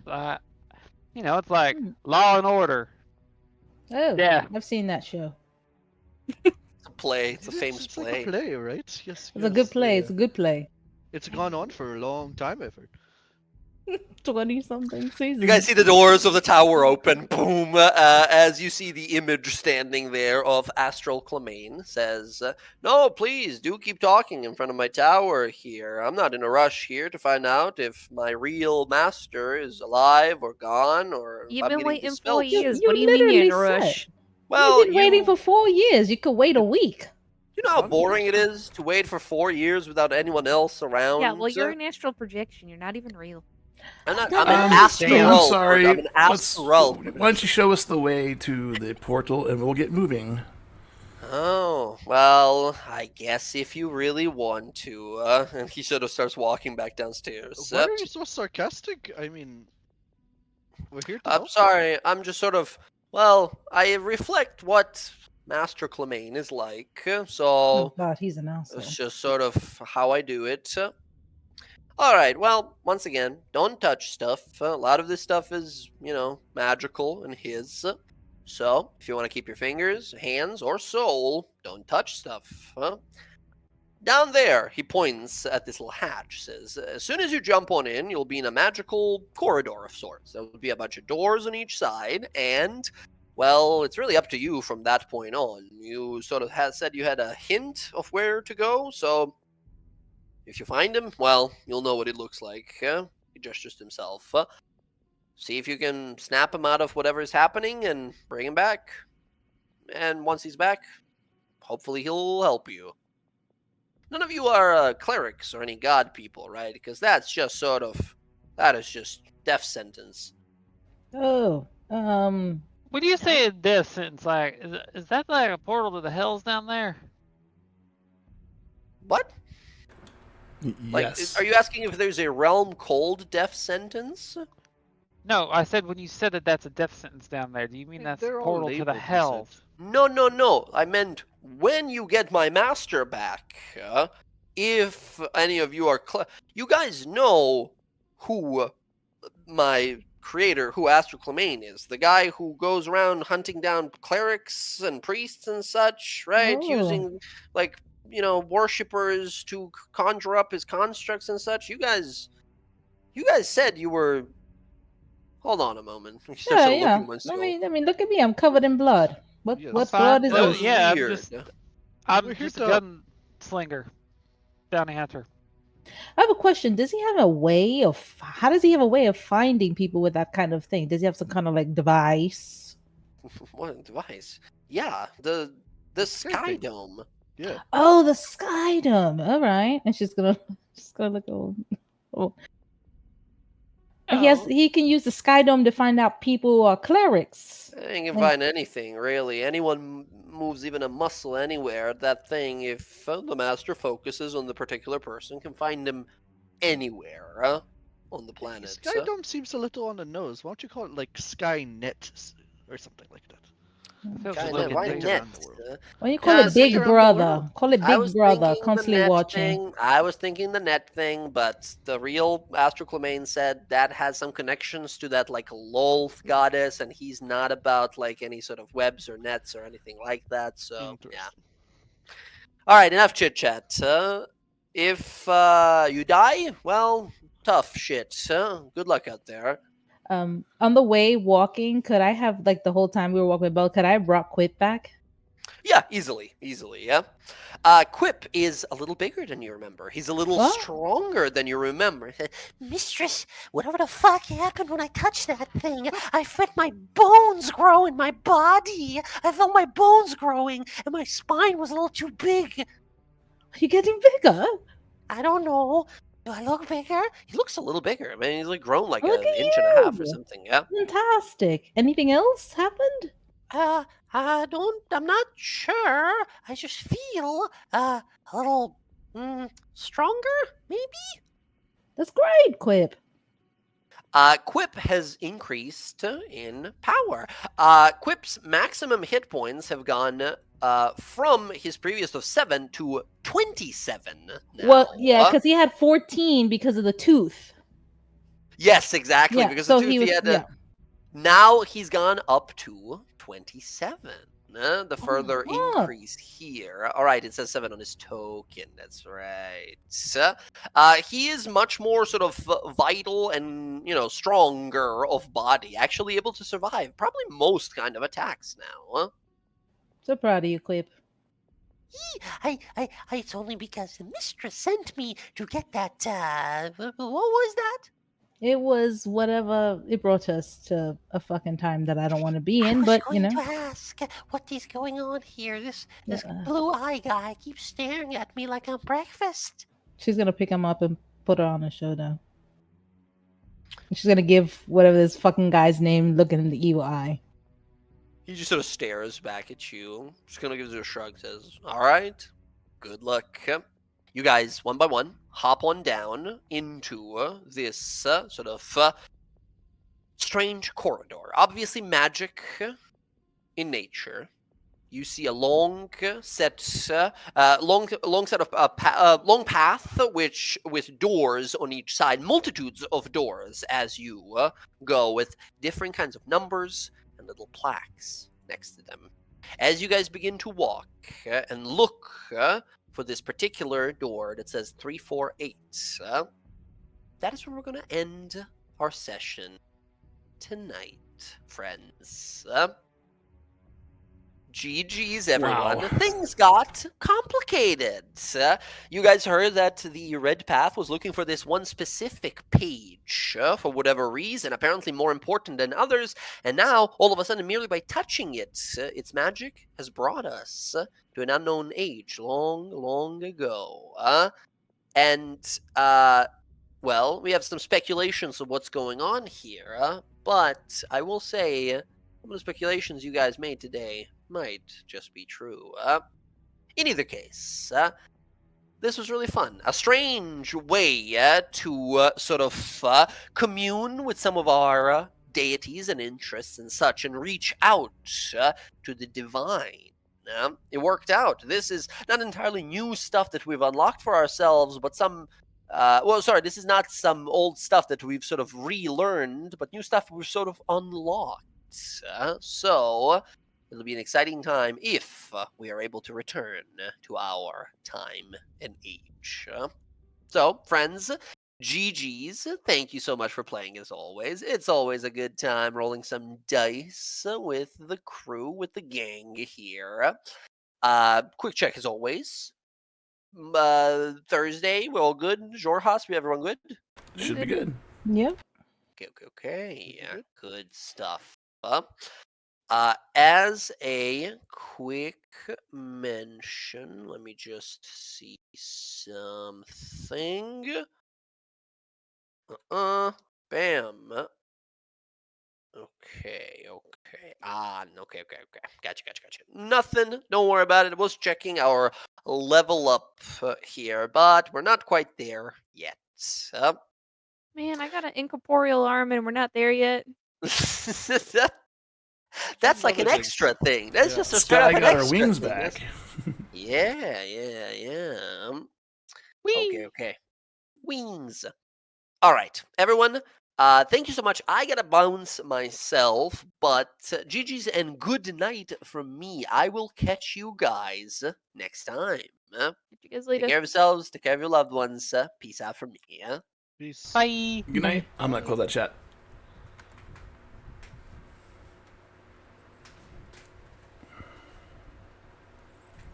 All right, everyone. Thanks for hanging out. We'll be back with Dawnguard on Sunday to see what happens with the craziness that just happened. And then Thursday we have the Wild Mountain campaign, and that'll be at 4:30 Pacific time. And yeah, I appreciate everyone hanging out. We're gonna go head over to, let's see my thingy here. There it is. Raid.